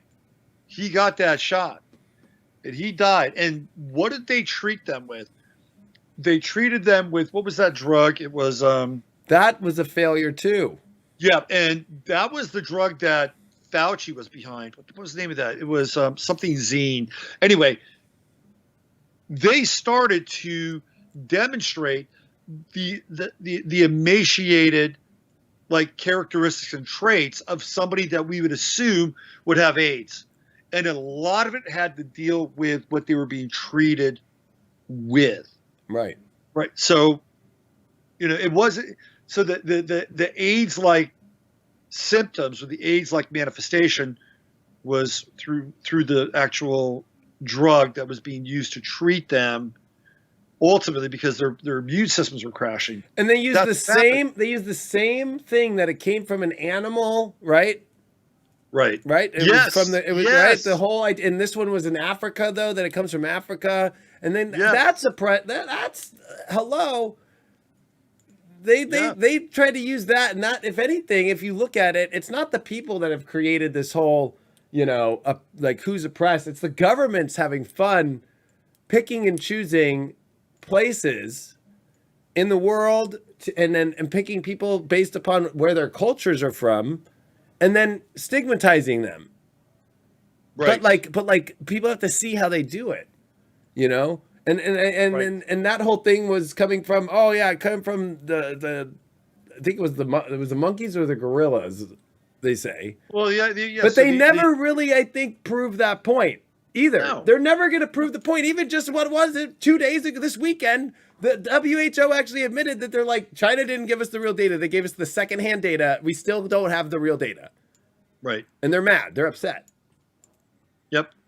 And actually the WHO and a bunch of media, it's kind of weird to see the media is like, are we really going to keep reporting on bullshit? Because I don't know if we can anymore. You know what I mean? Like some of them you can tell are kind of like, I don't know, right? There's some people going like, we can't just like make up shit anymore. Like, right. WHO can't either, right? Because like they have a lot, they're not getting money anymore. If like actually when Trump pulled out of that deal, a lot of other countries said, yeah, why are we doing this anymore? Yeah, unfortunately, Trump took that money and then rerouted it to Gavi, which is the Gates Foundation. So, on the one hand, it looked good, like, oh yeah, well, we're gonna pump the brakes on the WHO, but we're just gonna redirect that money to Bill Gates. And it's like, it didn't really. That's really not how it's supposed to work. I'd love to talk to you about him for a second because he's a Scorpio. Uranus has been in opposition to his sun, especially during 2020 when he started making those posts on social media, and he had to like take down the post because so many people were just like attacking him, right? And then recently he, did an interview where he's like, I can't believe people are making are saying that I'm doing all this stuff, and he did it with such a weird thing. They had like there's this one woman I follow on YouTube. She's like trained in knowing body language, and she does a whole body language assessment and how he's just never looks at the camera. He always is all giddily when they're like asking him like, so we're going to be locked down till 2022 now. And he's like, he gets all like smiley. Yeah. And, but the weird thing about him is that he's got North Node in Sag, South Node in Gemini. So he's in his nodal flip. He's got Uranus opposing his sun. He's a Scorpio. So I don't think this guy realizes not only is he in his opposition of his nodes, which never goes the direction he thinks he's going to go. And I think that that's his issue. South Node of Gemini, right? He thinks he is smarter than everybody, but he's not. He has a lot more. He has a lot more to learn. And of course, there he is trying to think that he's a doctor when he's not. It's like, no, you don't have the school to be a doctor. You never went to school to be a doctor. You should have done your North Node in Sag if you wanted to be a doctor. You didn't. And now with all this Aquarius, Saturn and Jupiter squaring all of his Scorpio stuff and opposing all his Jupiter, Pluto, Leo stuff, I feel like Jupiter, Pluto, and Leo in the second house. I know, and I mean it's crazy how they're like taking away videos that are truth. Like the American government did not trust. They had an antitrust lawsuit in the 90s about his monopolies and about that guy stole from every single like crazy place, from Xerox for the mouse. Actually, even part of my family. I won't say just to keep things real. But created a program that he stole to create defrag. Right. Like that's what he did. He would steal it. He would put it to market, make the money, and then pay off and getting in litigation, and then just move forward and make more money on the app. That's how that guy works. And then he took all of Warren Buffett's money and did the same thing. Well, back when he was hanging out with Paul Allen and Steve Jobs, I mean, the early developers. With computing in the 80s, they all had sort of an open source community. Right, they did. It was all kind of open source, and Gates was a proponent of open source until, guess what? He created Microsoft. Now, all of a sudden, it's like, no, we're not into open source anymore. Open source isn't good for business. Right. And, I mean, that's Gates in a nutshell. Like, he was friendly, and he was cool with the open source people. It's all cool. And then he gets what he wants. And all of a sudden, you guys are criminals. Well, and I think that I don't think he wanted to go into manufacturing either and building computers. Like, I think he just was like, I'm going to take over everybody's hardware and put in my software. That's actually what he's trying to do right now. Absolutely. He's trying to take the hardware of people's bodies and inject what his version of what's, and what's crazy about Epstein is I know about all the child scandal in the island. It's not that's the red herring, even though it's a serious red herring, because they don't want you to go into the New Mexico house that he literally, you can look it up in the headlines and all that stuff about the genetic weird stuff that's what Epstein wanted to do. And guess who has plenty of pictures hanging out with Epstein and loves talking about genetics is Bill Gates. Bill Gates. Yeah. And actually it's on record that's what Epstein said is he wanted to inject his own genetic DNA into every human. That's what he thought. He literally is that psychotic, and it's on record. You can look it up on Google right now. Yeah, no. He has that Venus-Mars conjunction in Pisces. Like exact. And his sun is at 0 Aquarius. 0 Aquarius. So wow, there's something that and that's the whole other weird thing right now is the Maxine that she's in jail. Ghislaine Maxwell. Yeah, she's and just Jupiter Saturn was right on Epstein's sun at 0. Mm-hmm. Mm-hmm. Yep. And The question is if that guy's even still alive, because that whole situation. I mean, he's alive. Like, He's come alive. on, like everybody's just the guards are gone, the cameras are gone, He was extracted. I mean, that's what that was about. And Bill Barr, I think Bill Barr was brought into the White House to help Trump with the impeachment and take a lot of flack and put take a get in front of the the sort of the machine gun fire coming from the Democrats and the press, and he took that on, and he got Trump through that period, right? That's what he was there for.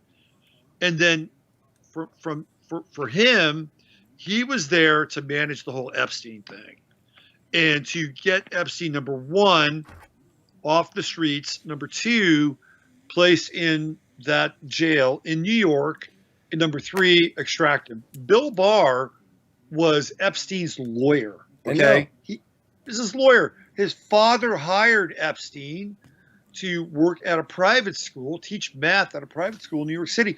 The guy's had a lifelong relationship with Jeff Epstein, and as a result, Ghislaine Maxwell. So his role was to help Trump, be the fixer, help him get through the impeachment. His payoff was extracting Epstein. And he was an AG prior to Bush. Yeah, that's right. Yeah. Which, let's be real, was the last time Saturn was in Aquarius was the end of Bush, right? You know what I mean? Well, yeah. The beginning of Clinton. And that is a weird combining situation. It might have looked like we switched everything, but actually, if you look at the Clinton and the Bush family, they really came together at that transition period. Well, they were already before, but I'm saying, though, if you look at that transition, though, it seems like it's a different one. Yeah. But it ain't.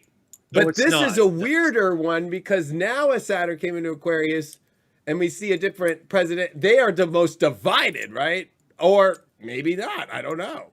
No, theoretically. Theoretically, because, I do have this one thing that I have to say. It's like, and some people might not like to hear this, like Trump, but it's like there is pictures of Trump hanging out with Epstein. Like, of course. And they all are. Like, everybody we have seen through 2020 was connected to that one person.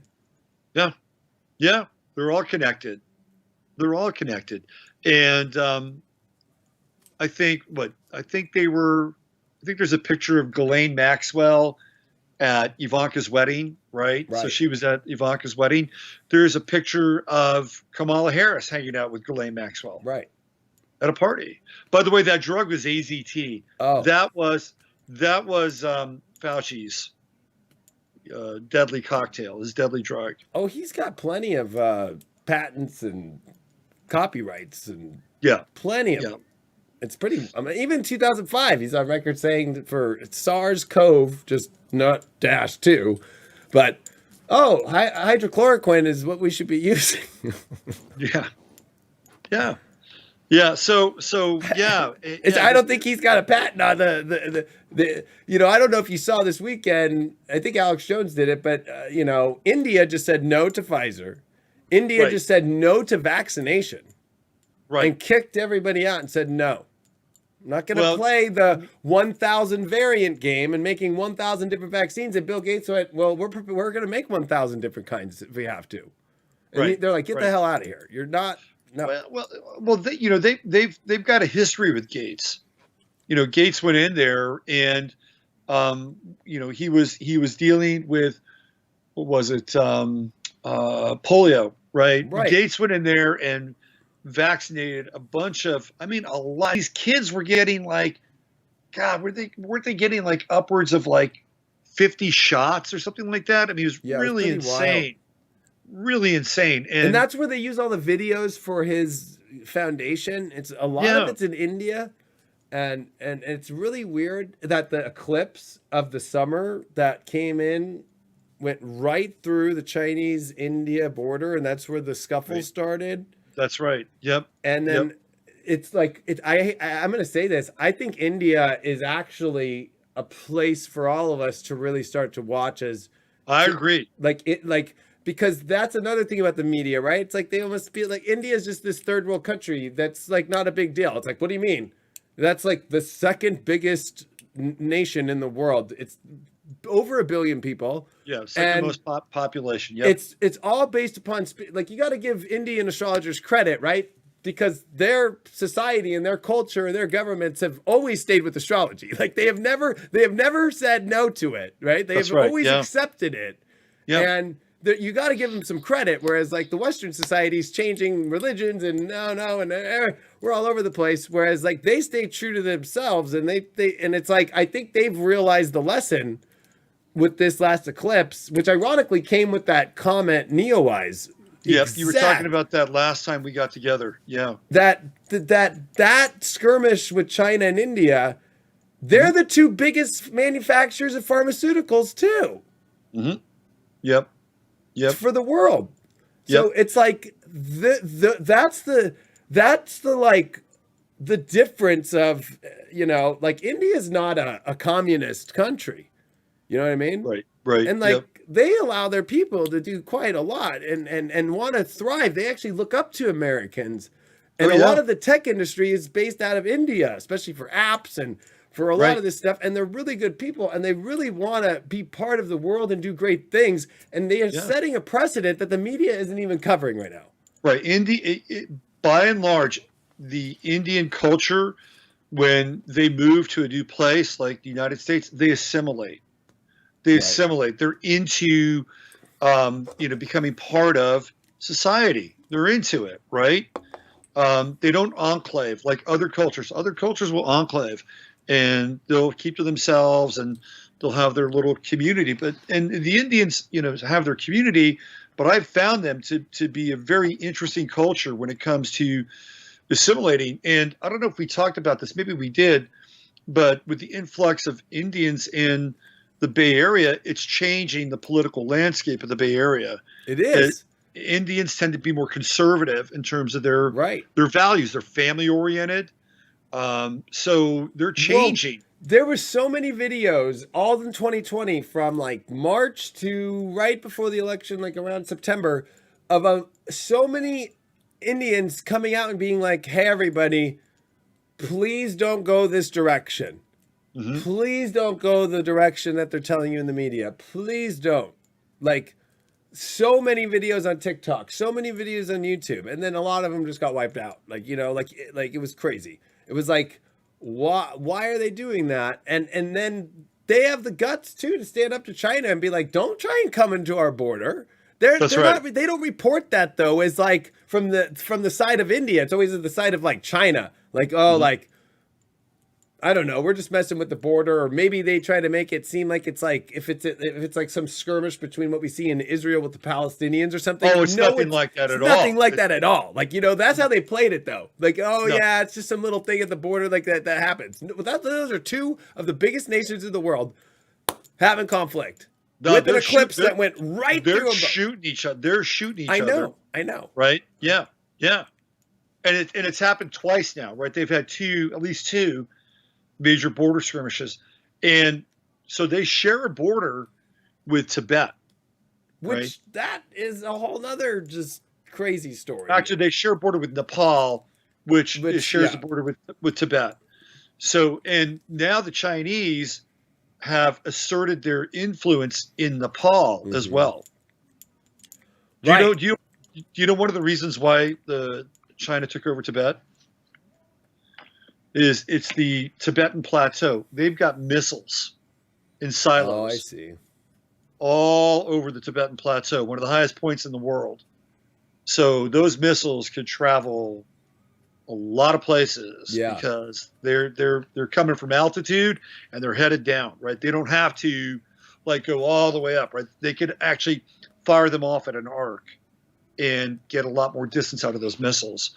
So it was strategic. Plus they wanted to plunder the temples. Well, it's exactly what you saw Japan do in this Uranus and Taurus transit, is with what Taiwan is going on right now, right?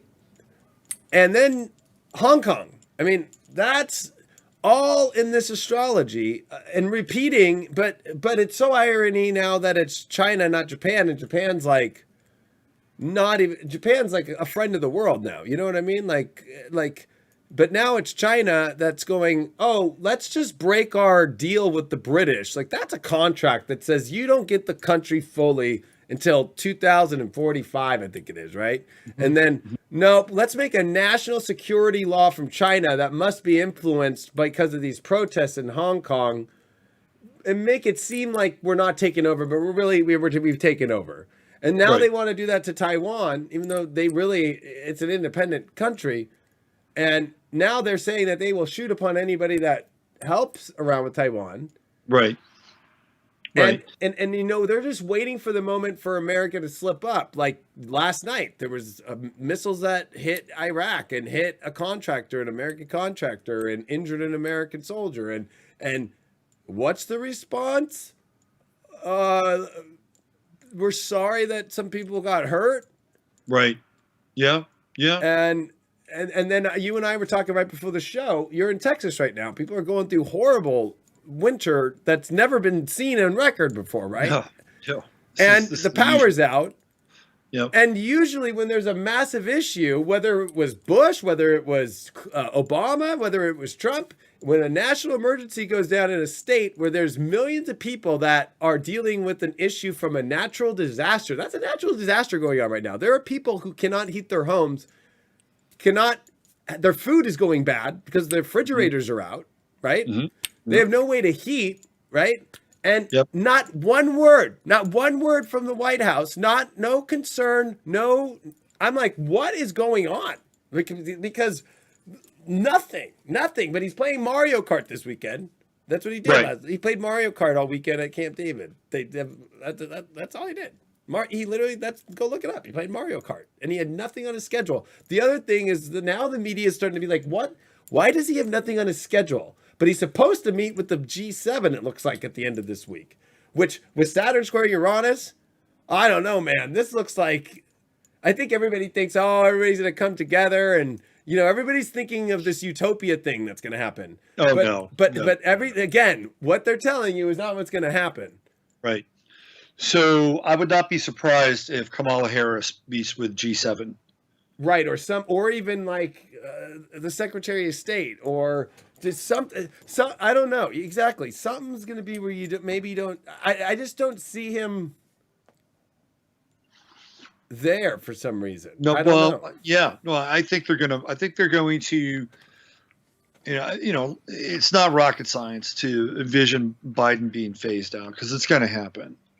Well, we were just saying before the show, his Pluto's 7 Leo. So Uranus is exactly squares Pluto, and now is Saturn opposing his Pluto, and Pluto's his 12th house ruler. He's a Sag rising, and then he has Pluto in the 8th house. Right. That doesn't look, as any astrologer using just rulerships and using just basic transits right now, that doesn't look too hot. That doesn't look too good. Right. Nope. Yeah. We just had that eclipse that was in Sagittarius, right? It was in Sagittarius. It was on the 23 degrees, yeah. Right, 23 degrees. Where was that in his chart? It was in his first house, South node. That's right. And he has Saturn in Gemini, 7th house. Right, but what's weird about his Saturn is it progressed direct in 2020. Like, really? Yes, which is very weird.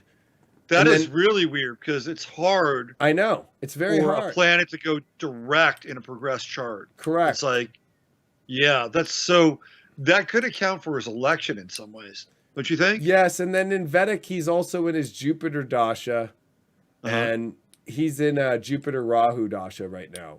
It was like Jupiter, Rahu, Jupiter. So he was like in a very good dasha for that, but he's getting ready for a Saturn dasha now.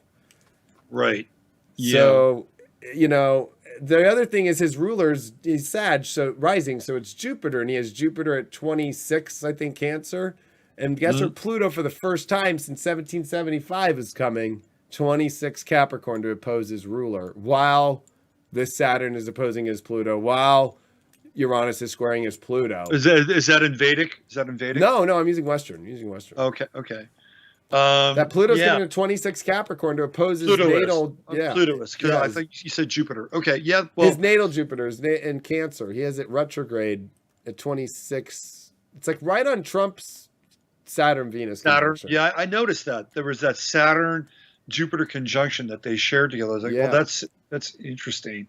You know, he's a classic 12th house character. He had a 12th house campaign with a separate rising from the sun. Those are unique 12th housers, because I'm a 12th houser with the same rising as the sun, so I'm able to kind of like see my own subconscious shit, and then like people don't think I'm a 12th houser because I'm like, I'm right here with you. You know what I mean? That's right. Yeah. But with 12th housers like that, it's always like cool. Yeah. You know, because the rising and the sun, and so the mask is a mask with a soul that you can't see at all. You know what I mean? But you're self-aware of the connection with the outer world. Correct. Yes. Yeah. You know who else has that same alignment is Hillary Clinton. Yeah, as a Scorpio. Yeah. But she's got that big Leo squares. She's got Saturn, Pluto, and then she has ninth house. Ninth house or ninth house. Yeah. Ninth house. And then she has Venus retrograde.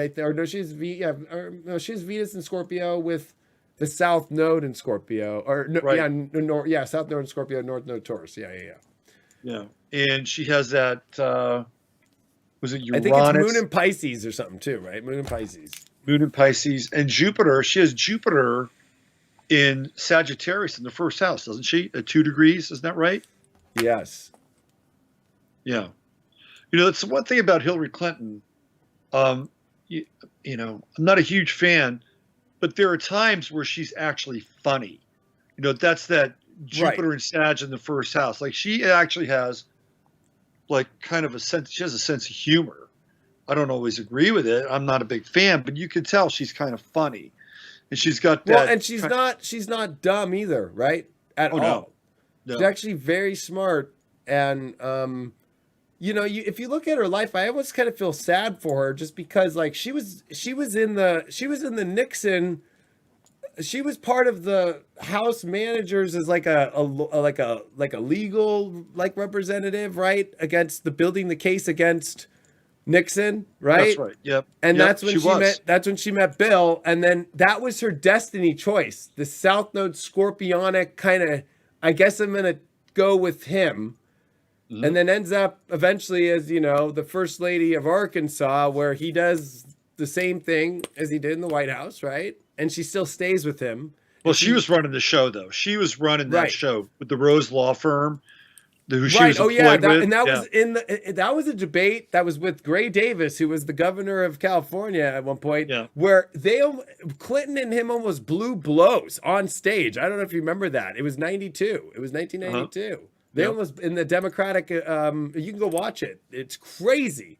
Like, Clinton comes after Gray Davis, like, hey, my wife and the money, like, don't even, like, he gets all crazy. And then Gray Davis gets in his face, like, dude, it's a gnarly, and they're like, excuse me, this is a presidential debate here. Like, they almost literally threw blows over that issue. That's how Leo Clinton was. Right. He's an odd Leo, though. You know, he's a very strange Leo. You know what makes no sense about him is he's 74 years old. And for some reason in my head, I'm like, there's no way, right? There's no way that he's the same age as Trump. There's no way. He looks like he's 90. Right. Yeah. Like, and that's what blows my mind the most about him is what's going on? Like he, especially he was a very youthful, like, intense Leo when he became the president, right? Like he was definitely. Oh, he was charismatic. And people, they had that picture of him when he was with Kennedy when he was young. And, they were trying to cast him as sort of this new Kennedy. It's really interesting. It's like, he came out of that sort of same sort of tradition that Jimmy Carter did, like this outsider from the South, right? And that that there was this vibe. Oh well, he's Southern and he's more Well, authentic and more Arkansas American. was like doing really well. He had like balanced the budget, and he had got to where Arkansas was actually thriving, and other states were like really low compared to Arkansas. Well, he had Walmart to thank him That for yeah, he that. did have that big time. Yeah. But it was Um, weird because but he also had his wife who was doing all the legal stuff. oh, she was. Well, they had set up this deal with the Rose Law Firm where he created this Yeah, fund. taxpayers were paying for that law firm. I know. Yeah, they created this fund to set up assistance for businesses in Arkansas, right? And so Hillary was writing those contracts and getting the loans and using that money, that taxpayer money, to fund these private businesses inside of Arkansas. And one of the first people that was a recipient of one of those loans that came through the Rose Law Firm was Webster Hubbell's father. Mm. And Webster Hubbell's father had an aircraft business where they went in and they retrofitted aircraft so that they could like hollow out the hulls for, guess what? Transport. Well, what were they going to use those aircraft for? They're going to use those aircraft to go fly down. This is what Barry Seal was doing, right? They were using that aircraft to take arms down to Central America and drop them off for the Contras and then come back with those planes loaded with cocaine. That's what they were doing. That's what they were doing. And Bill Barr was part of a lot of the drug traffic stuff too. Bill Barr was part of it. Bill Barr wrote the paper that was the legal brief for Bush to go into Panama and snatch Manuel Noriega. He wrote the legal brief for that. He basically said, this is the reason why and how you can do this. This is where you can constitutionally go in and snatch this guy who really just wants more of your drug profits. I mean, that's what happened. Yeah, and that's where it's weird because looking back at Saturn now, back in Aquarius, but we have Jupiter, so that's a 1960 transit, right? But then this 91, 92 transition is what we're mixing with Kennedy, where, let's be real, like, something was up with the whole Kennedy thing, but there was a positive thing that Kennedy was doing. Yep. But there was also the space situation, NASA. Yep. That's what it's created. The Vietnam War situation, which it's like exactly what we're seeing with China right now. Like it's almost like the buildup of all that stuff, right? Yeah. And you're actually seeing the left going against China, right? Like it's not as strong, but they are having to put those points out there. Right? Like there is and then I thought it was kind of weird that Biden stole everything that Trump said for 4 years. Like, we need to build in America. It was like, did everybody forget that that's what Trump said for 4 years straight? Like, it was kind of like, what? Yeah. Like I just thought that was kind of weird, but that's the weird kind of hybrid mixture we're going through right now. Mm-hmm. There was a lot of dirty tricks in both periods, actually. Mm-hmm. And that's, I think, one thing about Saturn Aquarius is like, when it gets too utopian, Saturn goes, no, it might not be. I got to make sure. Mm-hmm. I got to see if it's integrity of that. So the idea that things are just going to go to, which I believe the song Age of Aquarius is one of the worst renditions of what Aquarius really represents, by the way. Mm-hmm. Maybe at that time it was different, but it's not this kind of, that people think that this time is. It's Saturn world. Like it's Saturn's world and Uranus's world. And they have a very weird relationship as father and son. Like a bad one, actually. A very bad relationship. Yeah, no, absolutely. A very bad relationship. So this is not a song that's not what they would be listening to. And that song would not bring those two together either. Mm-hmm. Yeah, that song was popular when Uranus and Pluto were conjunct. Right. So it was like in Virgo. 1960. I think it was 1965 or no, I think it was 66. 66. Yeah, and the Fifth Dimension, which is one of my favorite groups. I love the Fifth Dimension. Right. They've got a really interesting story, just as a band. But anyway, getting back to Saturn in Aquarius, which I've tracked. Now, if you look at the Kennedy period in history, right, it's Camelot. Yeah, Right.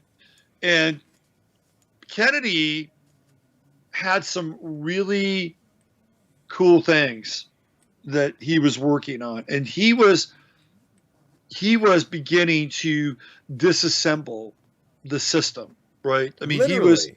he was getting ready to disassemble the system. He was doing things that were intriguing, and He was a shock candidate because he came out of nowhere and he well, did the yeah, grassroots thing where he shook hands in every diner in America. he was the first. He was the first television candidate, right? He was the Right, first TV exactly. president, And he Nixon looked better. horrible. Exactly. He looked better on TV than Nixon did, and he had Well, a and lot of help. his wife wasn't too bad on the eyes either, you know. No, and he had a lot of help from his father, who had a relationship with Meyer Lansky and Bugsy Siegel, you know, these Jewish gangsters.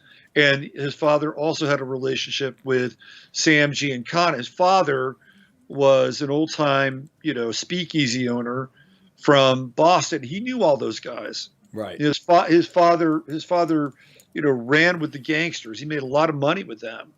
So he called in these favors, and they helped Kennedy get elected. And there are people who believe that Nixon actually won that election, in spite of the fact that he was sweating on TV and Kennedy looked much better. I think that played a large role in creating the Kennedy persona and myth. But there was election, you know, stuff going on with Kennedy. This election shit's been going on for a long time now, right? Right. There's nothing new under the sun here. But the thing with Kennedy was that you got the sense that if he was going to continue through that second term, that this was going to be a very different country and a very different world as a result of that. And when, you know, there are some people that think he wasn't killed. I think he was killed, and I have firsthand knowledge, not from myself, but one of my clients whose husband was a brain surgeon. He was on call, and Kennedy was brought into the hospital in Dallas. He worked on him. He tried to save his life. Okay. Yeah, So, I mean, and let's be real. It was on TV. There's so many clips. There's so many home videos. There's so many things. Like, well, the question, of course, is where did the shot come from? You know what I mean? Like, but there are people though who think that was faked, right? Because we're going back into history now. We're like, well, did this happen? And did this happen? And did this happen? and we're going back into Jupiter, Saturn presidential history, which, whether you want to deny it or not, something weird happens, whether it's not just death. It's true. It's just weird. 1800, Yep. I mean, we went through a weird election that brought in, like, 1820. Like, It's there was every 20 years. Monroe, Every 20 years, right? 1820, Monroe had nobody to run against. Imagine a president with nobody else on the ticket against him. 99% of the electoral vote goes to him because of that. Like, I mean, people don't see that it's more than just death or whatever. It's the weirdest shit goes on. High strange. So Kennedy, I mean, just think if Kennedy had remained president, like where we would be. We'd be a really different world. We'd be on a completely different timeline. We would actually be living more of this kind of Aquarian idea. But guess what happens? Saturn comes in and says, no, we're gonna stage manage this Aquarian thing. All of this, you know, Camelot potential and expansion, that's over, right? Now we're going to have a different version of that. And that comes through Johnson and the Great Society and the War on Poverty.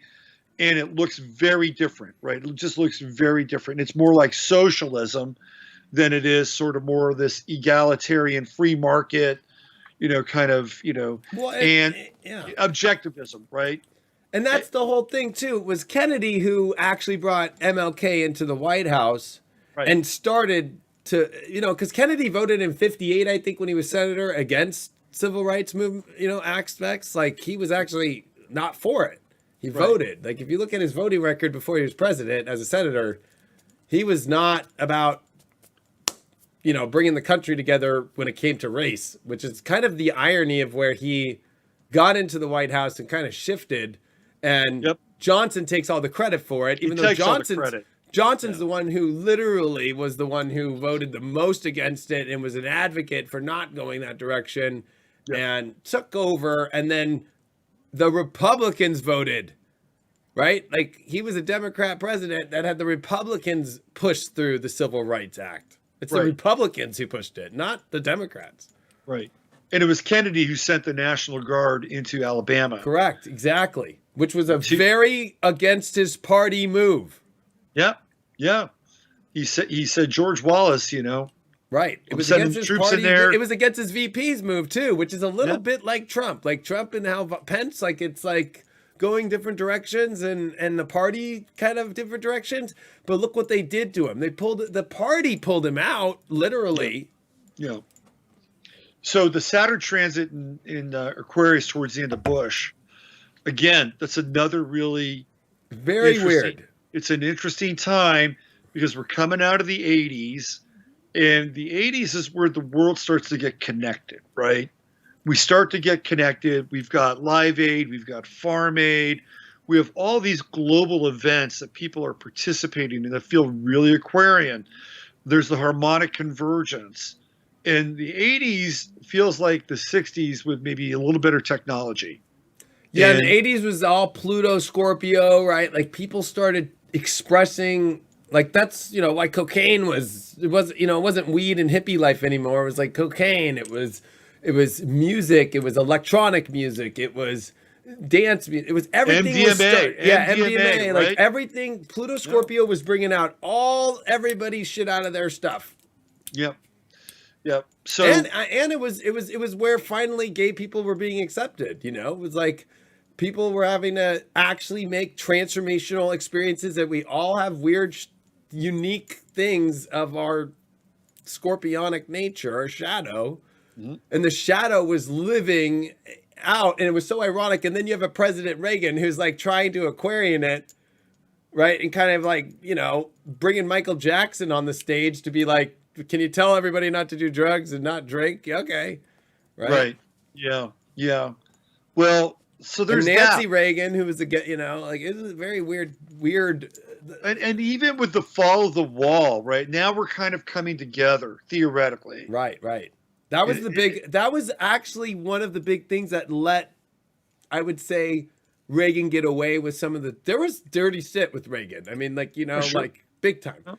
Yeah. But it was like, because of some of these more Aquarian things he did, it triumphed him as one. I think he still is one of the rated. He's up there with Washington and Lincoln as the top, as what they say and like what people. Well, look, and there are some people who think that it was George Bush and Kissinger who were running a lot of that foreign policy, and especially towards the end, because apparently Reagan was showing signs of dementia. Yeah, because there was a lot. I don't know if you remember, even SNL back in the day was making fun of Reagan. Like, hey, they would put like a thing in his ear, like, just say what we're telling you. You know what I mean? Right. Because he was getting kind of not there. But the myth is great, right? It's that Aquarian energy. He's an Aquarian, and he sort of brings the world in some ways together.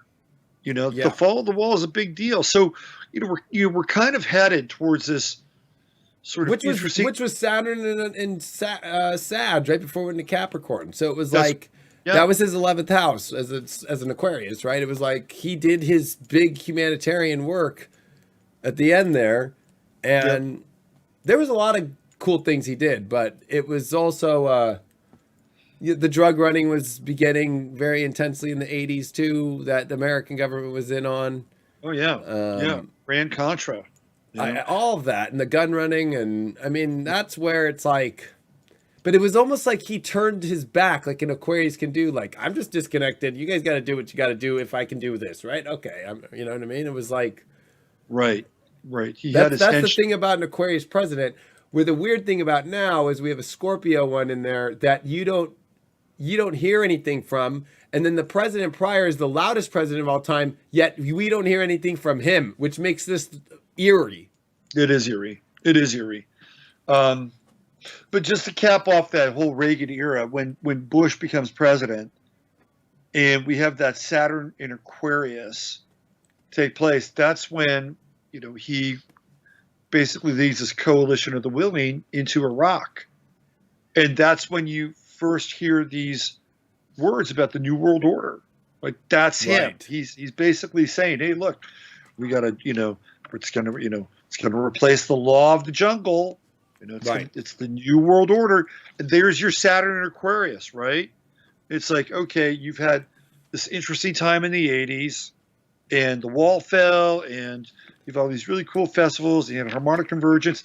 But guess what? Now we're taking charge, and we're hijacking the energy, and we're going to determine how this Aquarian thing is going to unfold. And the war in Iraq. I mean, 91. Desert Storm. Yeah. And they launched that war on Martin Luther King Day. I know. And I remember my mom, I was a kid and I was outside. I remember the day that we dropped the first bombs, and my mom's like, you're going to come in early tonight. And I'm like, what? She's like, yeah, you're not going to be in the backyard. Like, you're coming in the house tonight. I don't know what's going to, because we were doing stuff in the 80s, but it wasn't like that. That was like, whoa, like, we're just going to go attack a country right now. Yeah. No, that was shocking to me. And I was 31 during that time. And, but that kind of energy looks like it's coming. America's chart and in that period, it propped everything up, and the economy too, after Reagan did really well. But then when Bush came in, Bush tanked it. And then the war power was to try and deal with it. Well, what do you think's about to happen with Saturn square Uranus right here in Taurus? And look at the propped up, all the numbers right now on the Wall Street. It's all propped up because of trillions and trillions and over way too much printed money, and it's all just funneled into that. And now everybody wants to use Robinhood and use it. Like, they don't realize that they are just being taken away. Like, they don't even understand that they're not even.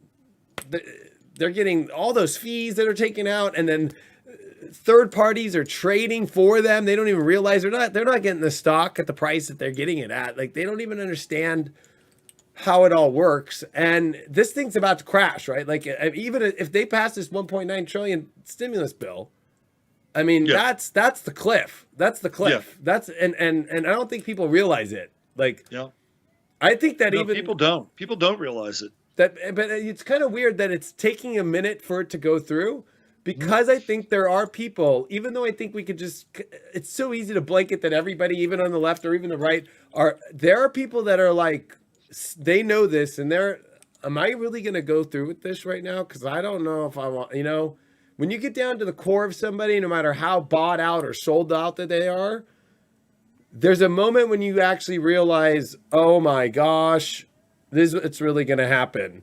And that means I'm going to be affected too. Yeah, especially when the stakes are high. That's really what I'm saying. And that's where I think Saturn Aquarius does a good job. It's almost like, that if you do this, you're not going to be able to be saved. You're going to be in the same shit with everybody else. Right. And it's historical, right? It alters the course of a country. It alters the course of a planet. It alters the course of the future. So these are not decisions that most people would take lightly, unless, of course, they're psychopaths or sociopaths. If they're sociopaths, of course, they'll say, okay, just where do me and my family get to bug out to you, and what kind of Secret Service or armed protection do we get, and or keeping the National Guard until the fall now, which is $500 million till March. So if it goes till the fall, which is September, we're talking about $1.5 billion it's going to cost for the National Guard to stay at the Capitol. To guard an empty building? Yeah, exactly.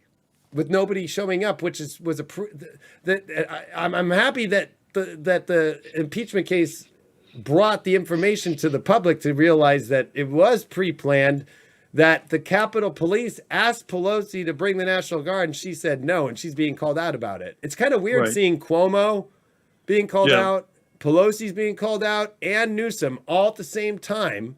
Yep.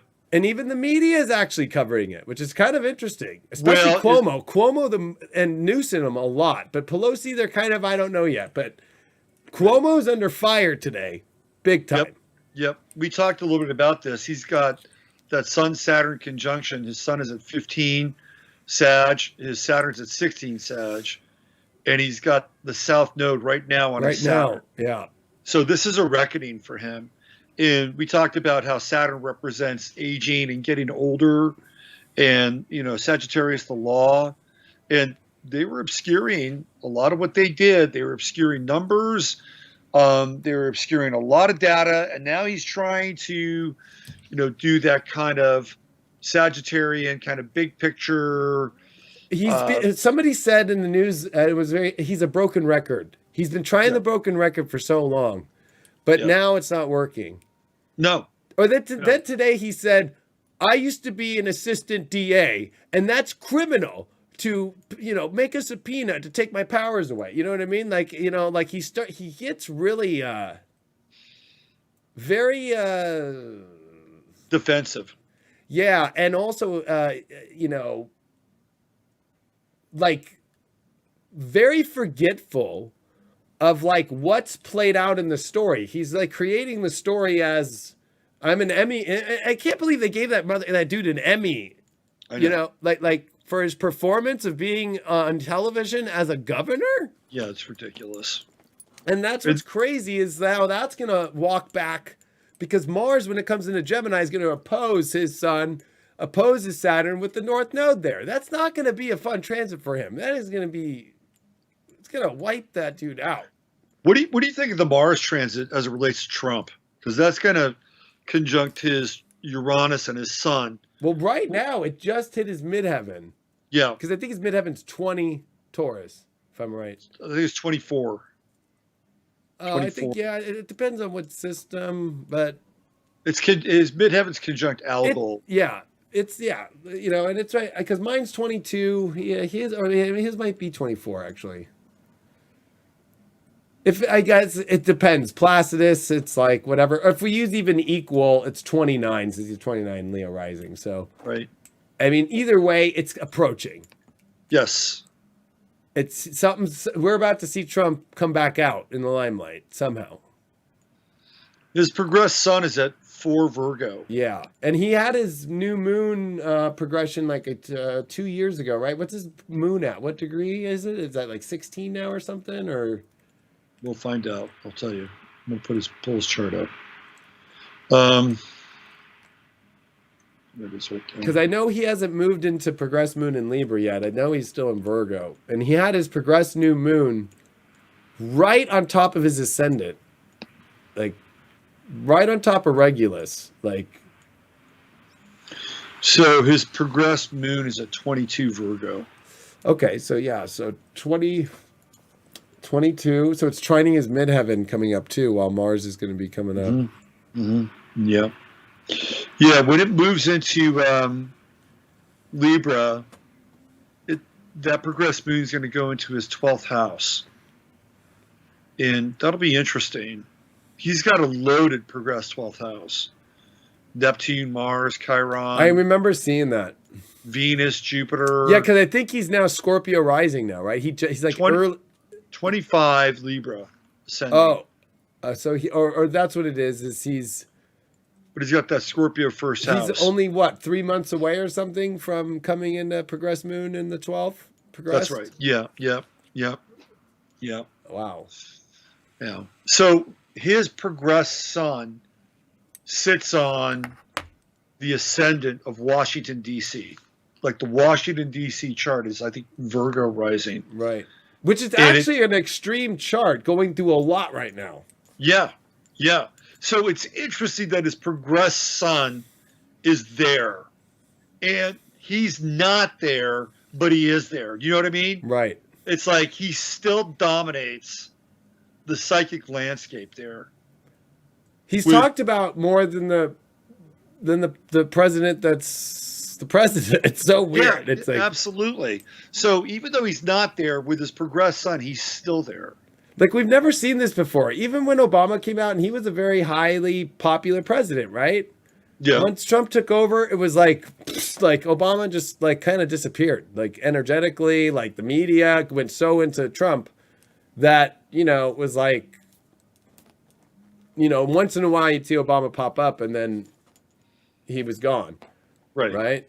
Yeah. And that's what's weird is that we're seeing the opposite right now. It's like they can't get over, it's an addictive thing too. The other thing with his progressed sun is it's a singleton. I mean, there's It's not you've only it's not aspecting anything. It's just kind of yeah, sitting there, it's just in kind the of first sitting there. house, like natal first house. But yeah, like Yeah. Natal first house. It's really odd. it's very odd. I know him and I are like only 1 degree off on our progressed suns.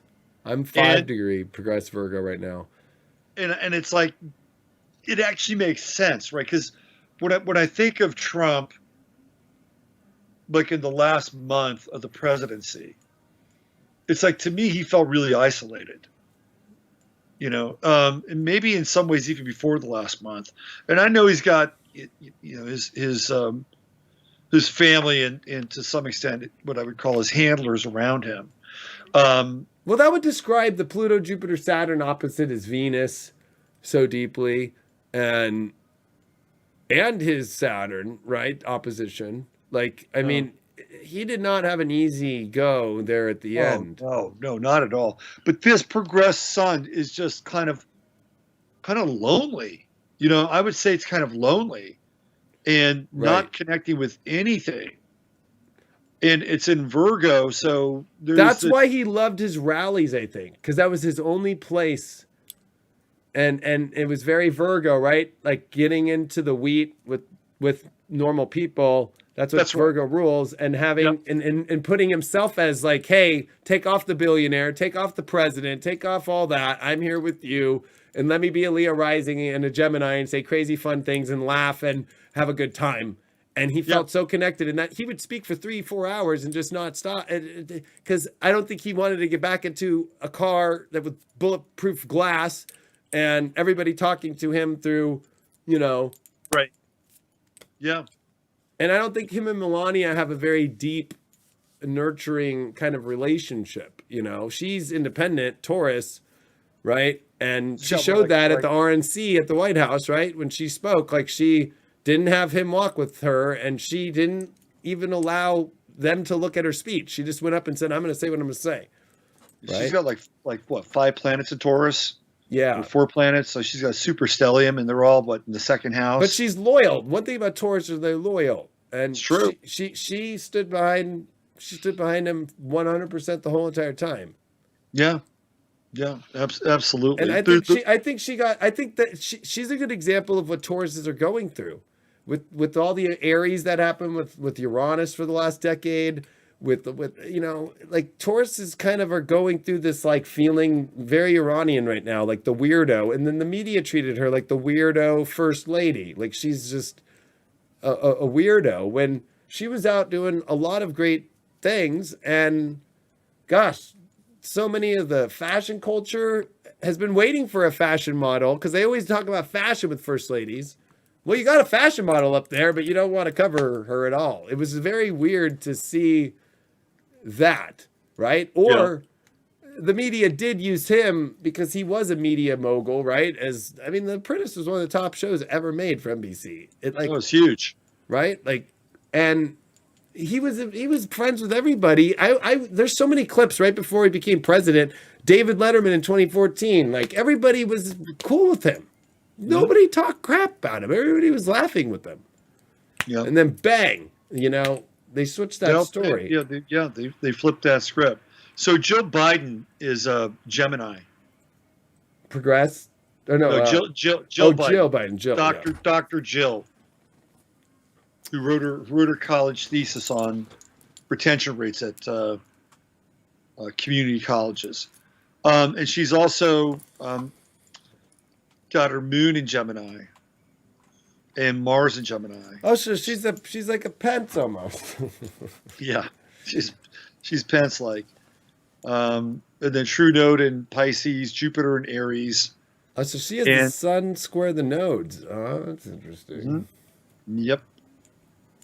and Venus in Cancer. It's part Uranus in Cancer, Saturn in Virgo. Kind of, in some ways, an uninteresting chart. But Sun square Saturn too. So there you go. That's Joe Biden. We go from Taurus to Gemini with the first ladies. Yeah, which is kind of interesting to have. The Gemini energy is not leaving just the environment of the White House, if that makes sense, right? Like Trump and Pence held a lot of Gemini up there. Jesus. And then you got even Biden with Saturn in Gemini. America's chart has Mars, if you use the Declaration of Independence, at 21 degrees Gemini. And that's where the North Node was. That's where Trump's sun sits on there. That's where, a lot of things are about that Mars. And with Neptune coming to 21 degrees this year, whoo! I would say with the Saturn square Uranus and with Neptune squaring our Mars in our natal chart of America, that one's going to be very weird. I mean, that one's going to bring out, especially the military stuff, and that's why it feels so weird with the Capitol building. Like we don't know what this is yet. Yeah. There's some other thing. Neptune has been kind of glossing it over as something that it's not. It's a mirage at the moment. And so when people, this isn't about Q. Like this is about astrology. It's like use astrology, like and see what is going, like Neptune square the natal chart of Mars in the chart, like military's Mars, and it's in the 7th house. It's a very weird placement for that, for the country. Yep. That's right. Yeah. Yeah, it if is you a use weird Sag placement. Rising, I use the Sag Rising. I use the Sag Rising too. Oh, that's why I love you. That's why I love you, man. Because everybody's trying to be unique and go, I'm using Scorpio Rising, or I'm like using Gemini Rising. I'm like, what? I'm like, it's the end of the signature at the end. On a normal, like it's at sunset when they finished, and they probably held it up and went and took the the drawing that you see when they're signing it. I mean, it's like right, yeah, exactly. And Benjamin Franklin did change it from the 2nd of July to the 4th by the Farmer's Almanac. He's like, he wanted that moon in Aquarius. I know. Yeah, not a full moon in Capricorn. He knew that one. He was smart. Right. Yeah. Well, they were also influenced by Sir Francis Bacon, who was, wrote this sort of kind of utopianistic tract, right? And so they were all influenced by Bacon, and I think they thought that this could be their sort of calling card, or their version of utopia with that moon in Aquarius. So yeah, he was on point with that. Well, David, what do you think, man? You want to wrap this thing up? Yeah, well, I'll be on your show and we can wrap it up. I think we're doing it Sunday, right? Sunday night, yeah. So we'll continue the conversation. Well, let's you and I talk about Bezos on Sunday night. Let's do that. And actually just all the characters that I have been in our lives that have the same birthday, because that's the birthday, January 12th. Anybody with that birthday is where the Saturn, Pluto, Sun, Mercury, Ceres conjunction happened. Mm-hmm. That really is the catalyst that changed this whole entire world. That's the date. Yeah. Yeah. You're absolutely right. Without a doubt. Like everybody kept saying, well, what's going to happen with the Saturn-Pluto conjunction? What's going to happen with Saturn-Pluto conjunction? And I don't get really freaked out by transits. Right. That was a transit that got that was my the attention. only one. That's the only one that ever could. Yeah, that got my attention. I'm like, okay, we're in for it here. Especially that the Sun and Mercury Cassini right when they met at the exact moment. Yep. And then there was a lunar eclipse to oppose it all 2 days prior. Yep. Yeah. No, dude. That was serious. That was like, I was like, oh my gosh. Yeah. Yeah. And yeah. I did a talk at the Austin Astrological Society, and I went on and I was the second person to give my presentation. And I wrote time on the blackboard, and then I circled it, and I said, it's running out. Yeah. Time is running out. And I said, this Saturn-Pluto conjunction has to do with the end of time. We are coming to an end of a period, and there's going to be a time where wherever you are, metaphysically and spiritually, that's where you're going to be. Like you're going to Right. be locked down. Right. So you better get it together. I told people for 3 years prior, like the concrete's coming to dry. You better know where you want to be. And Yes. Yeah, absolutely. And that's exactly what happened. And this was, pre-COVID when I gave the talk. And, I didn't know it was going to be COVID, but I knew that there was something, pretty severe coming.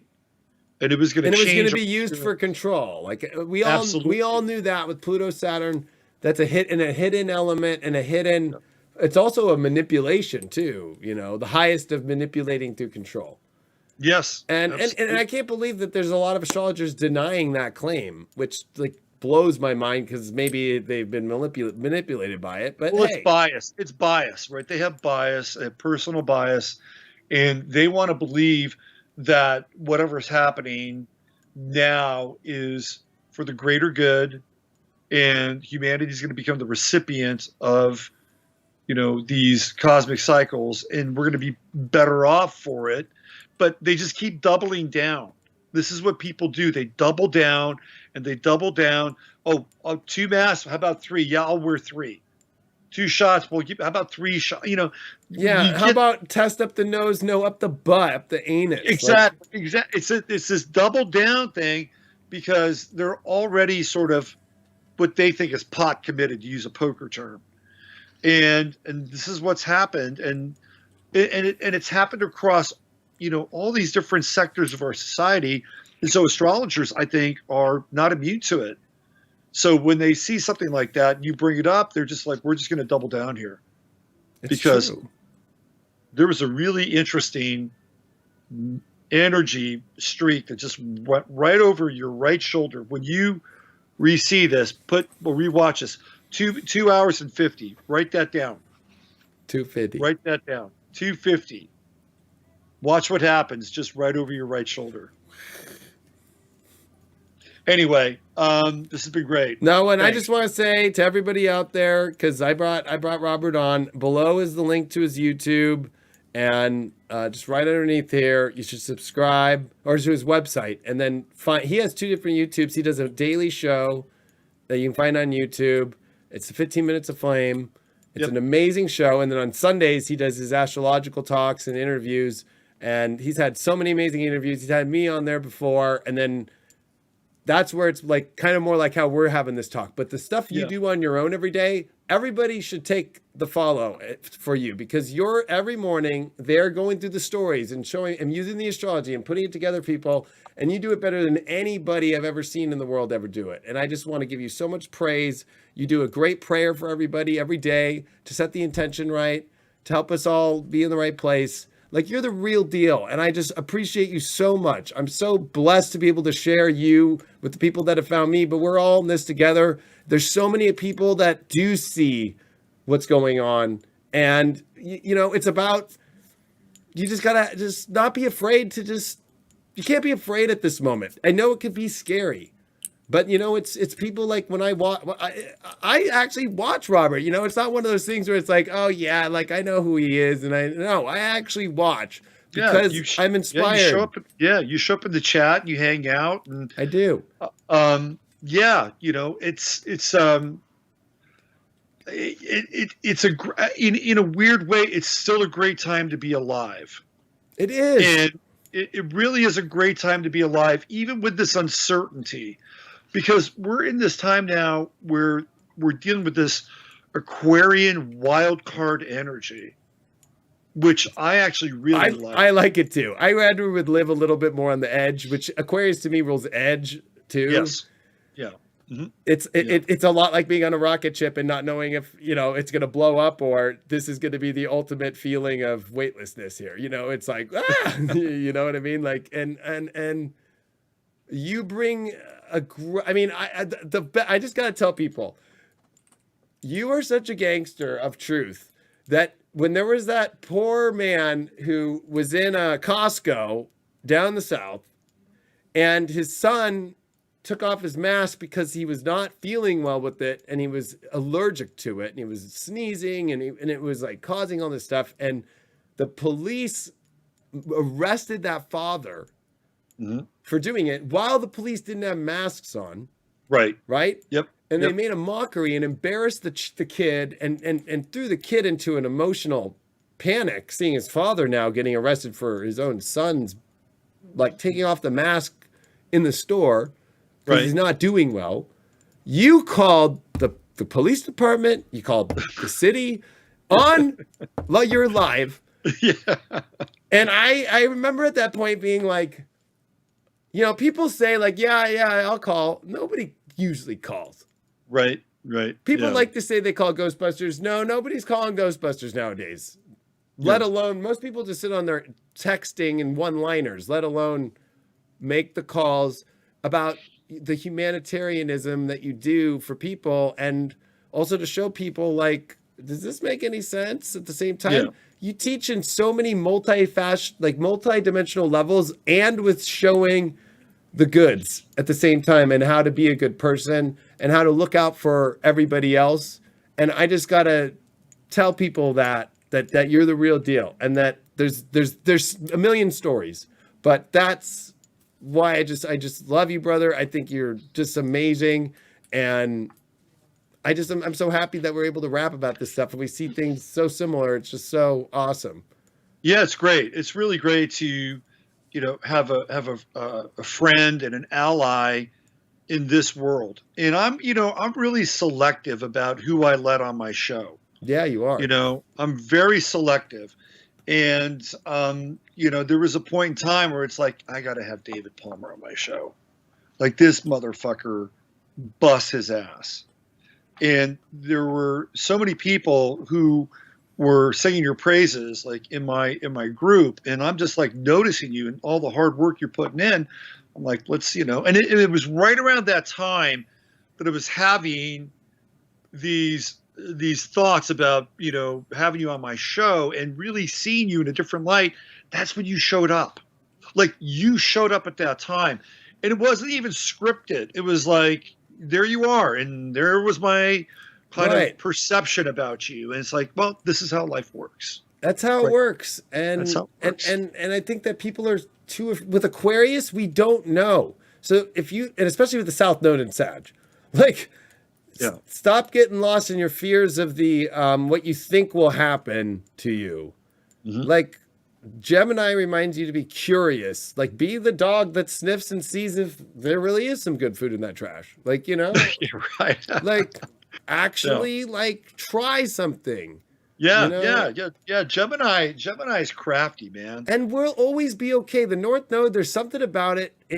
It overpowers everything. It serves to the pleasure of the sun and the moon. And it literally has a power about it, about the right direction in life. And you don't want to go south. And unfortunately, we're seeing this with anybody who's acts like the guru that doesn't want to try a new curiosity and doesn't have a spark to them either. If you notice about that South Node Sag, it's where you're sparkless. It's kind of like, I already know everything. I don't want to read it. I've already read it. And it's almost a lie. Like, you haven't read the book, have you? You know what I mean? Right. You don't have the facts to back it up. That's right. And with this Aquarius energy, it's important to find that your 15 minutes of flame, but of course it's always longer than that. But that's the beautiful. And your show's longer than 15 minutes. Yeah. But it is that spark right now that's where you see the truth, is the spark. Right. Well, I'm trying something different. I decided to run for city council, and I fucking hate politics. I hate politics, and yet,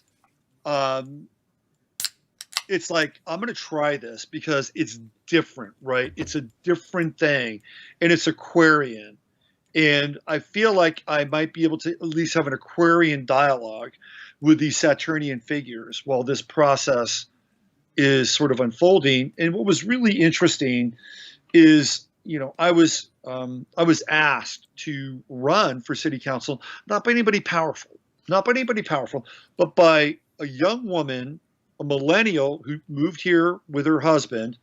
And she said, look, I think me and my husband think you should run for city council. You would be a really good person to do this, and I'll help you. I all mean, you health. did have Jupiter and Saturn trine your sun. Trine your sun in the Right. conjunction. Like, come on. Yes. Yeah. So, I'm like, okay, well, let me do this. And I'm not really, it's like, I'm not really into politics, but I am into trying this Gemini thing and, kind of flipping the script and seeing what's there, what the potential is. And even if I just have an interesting dialogue with these people in a public setting, which it doesn't really happen in a lot of ways, and maybe I can, drop a few truth bombs along the way. You got to throw a quarter in the slot machine, bro. That's the Aquarius and North Node Gemini. Like, that's where life is at. If you don't do it, you don't play, you don't win, you don't get nothing. Yeah. Yeah. And so everywhere in life right now, relationships to everything, you got to be willing to at least investigate and at least get curious and at least get those twins out to even banter with each other in yourself, or else you're going to lose your mind at this point in life. Right. Exactly. So I'm just bringing that up because it's something that is different, right? It's like I'm taking a bit of a different path. And I think that, this is something that we all have the potential to do, is to play with that true node in Gemini. Totally. And flip things around. And I support you so much. I mean, and you and I've talked about Tito Ortiz. He did it here. Right. And he's causing a lot of, disruption.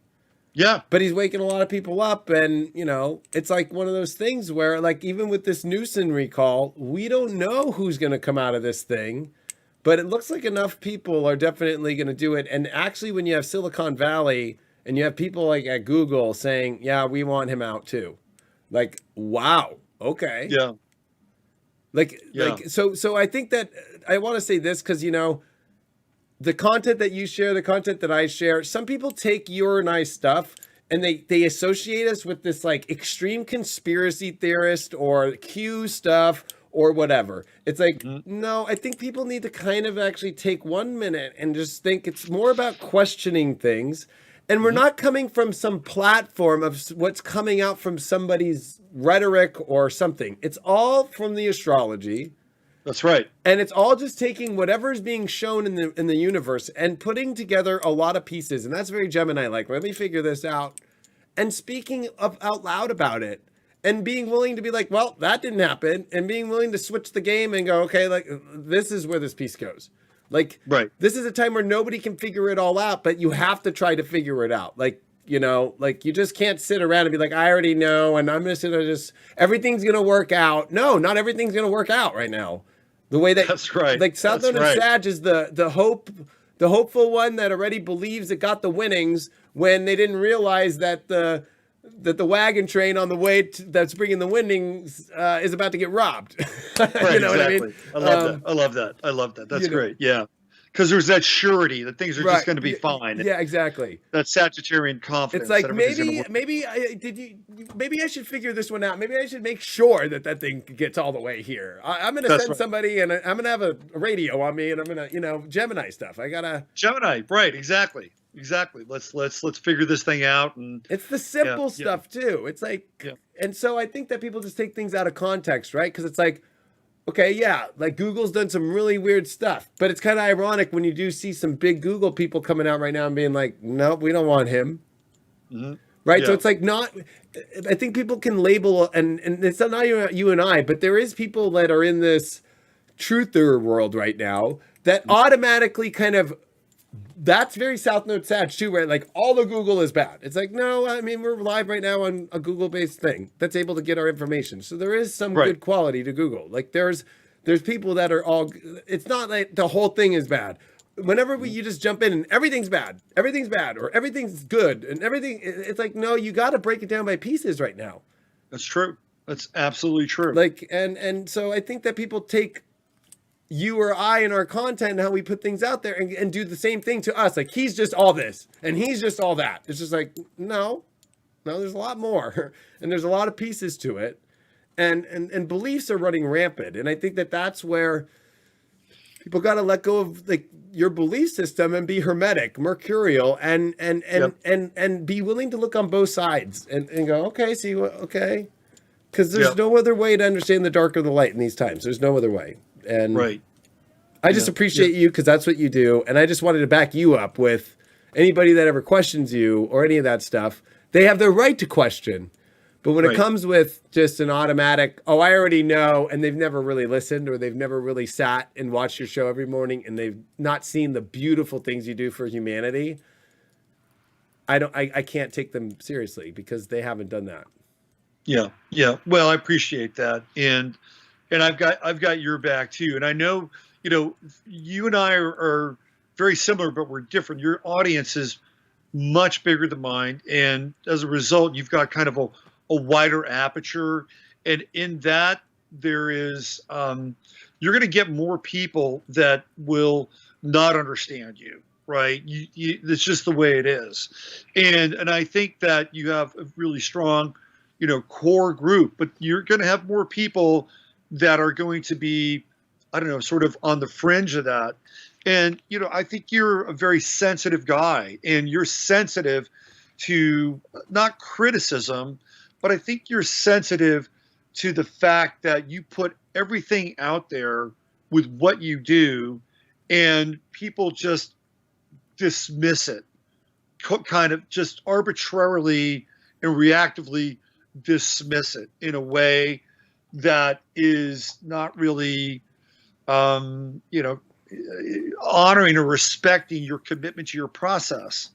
And I see that. And, maybe I'm a little more leathery than you in that way, but I totally get it. And, and I've got your... I guess maybe that's why I brought this up. Cause it's like, when I'm getting called a white nationalist or because if any idea right now is attached to a certain, that's the whole weird thing, right? It's like if it's attached to anything right now that's coming out of this weird world that is trying to say, if you talk about this, you're automatically that. It's like, well, the astrology's in Aquarius, which is rebellion, uniqueness, and independence. And, so as an astrologer right now, when you say those things, you're automatically associated with it. And it's so weird to listen to some of these astrologers. They won't even say rebellion anymore. They won't even talk about individuality. They're talking about inclusivity only, which is a two-part of the two waves of Aquarius. Like you got to also know that it's the uniqueness that comes with the collective. That's right. And so they're missing that first element, which is so important. Yes, because it's ideological, South Node and Sag. Right. They're just checking that ideological box, and it's weak sauce. It's total weak sauce. They're not going into the Gemini and saying, let me wrap my head around David Palmer here for a second. What's he really saying? What's he really getting at? No, I'm not going to go there. I'm just going to go hang out in that South Node because I got a bunch of other people that hang out there, and we're having an ideological circle jerk, and that's what's happening. I know, and it goes beyond astrology, like it's happening in all sectors of our society. But the cool thing is we've got this Aquarian energy. It's busting paradigms. It's Andrew Cuomo is now having to do a bit of a perp walk. This is, sit back and watch some of this stuff. It's going to be interesting. It is going to be. So, and I think the shattered reality was waiting to happen. This Saturn square Uranus it's going to have accountability for the collective now. The collective's going to, even though Uranus in Taurus, it takes a little bit longer. So people got to be a little patient. Taurus, slow.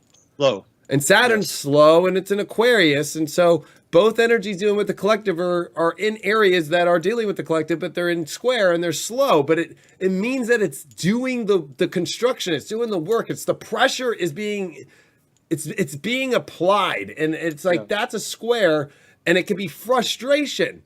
But it's that frustration of the going through it that makes it powerful. You'd rather have this as a square during this time than a trine. Absolutely. Yes, absolutely. We'd be taken to the cleaners in a trine right now. Here you go. You know what I mean? Yeah. I think you make a great case for the square, and I think squares they're vital. They're important.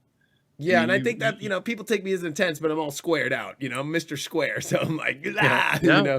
so. No, I think squares are Saturnian by nature. Yeah. And they're important. And we're going through a major square, which is going to impact our culture, right? Big It's going time. to impact our culture in a huge way.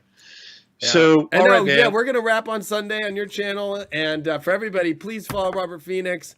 He's got 2 different YouTube channels, but his website is listed down below here in the description. And you can get readings from him. He's got an awesome website, actually. Beautiful website, by the way. Thank you. Yeah, thank you. I had somebody work on it for me, did a good job. And I'm actually hoping to, build on it and add a few new things to it. So yeah, and if y'all don't know, I mean, like Robert has done everything in astrology for so long, over a decade. I mean, he's even taught astrology on Gaia. Like he's like literally one of the first astrologers out there who was like teaching astrology on Gaia. So yeah, that's a lot of fun. And you've done so much for the community, and you do so much for humanity. And thank you for being on today with me. And make sure that you all follow Robert. Yeah, well, and I'll see you on Sunday night. All right. Thanks for having me on. Of course. All right, and everybody out there, love you all. Stay strong and no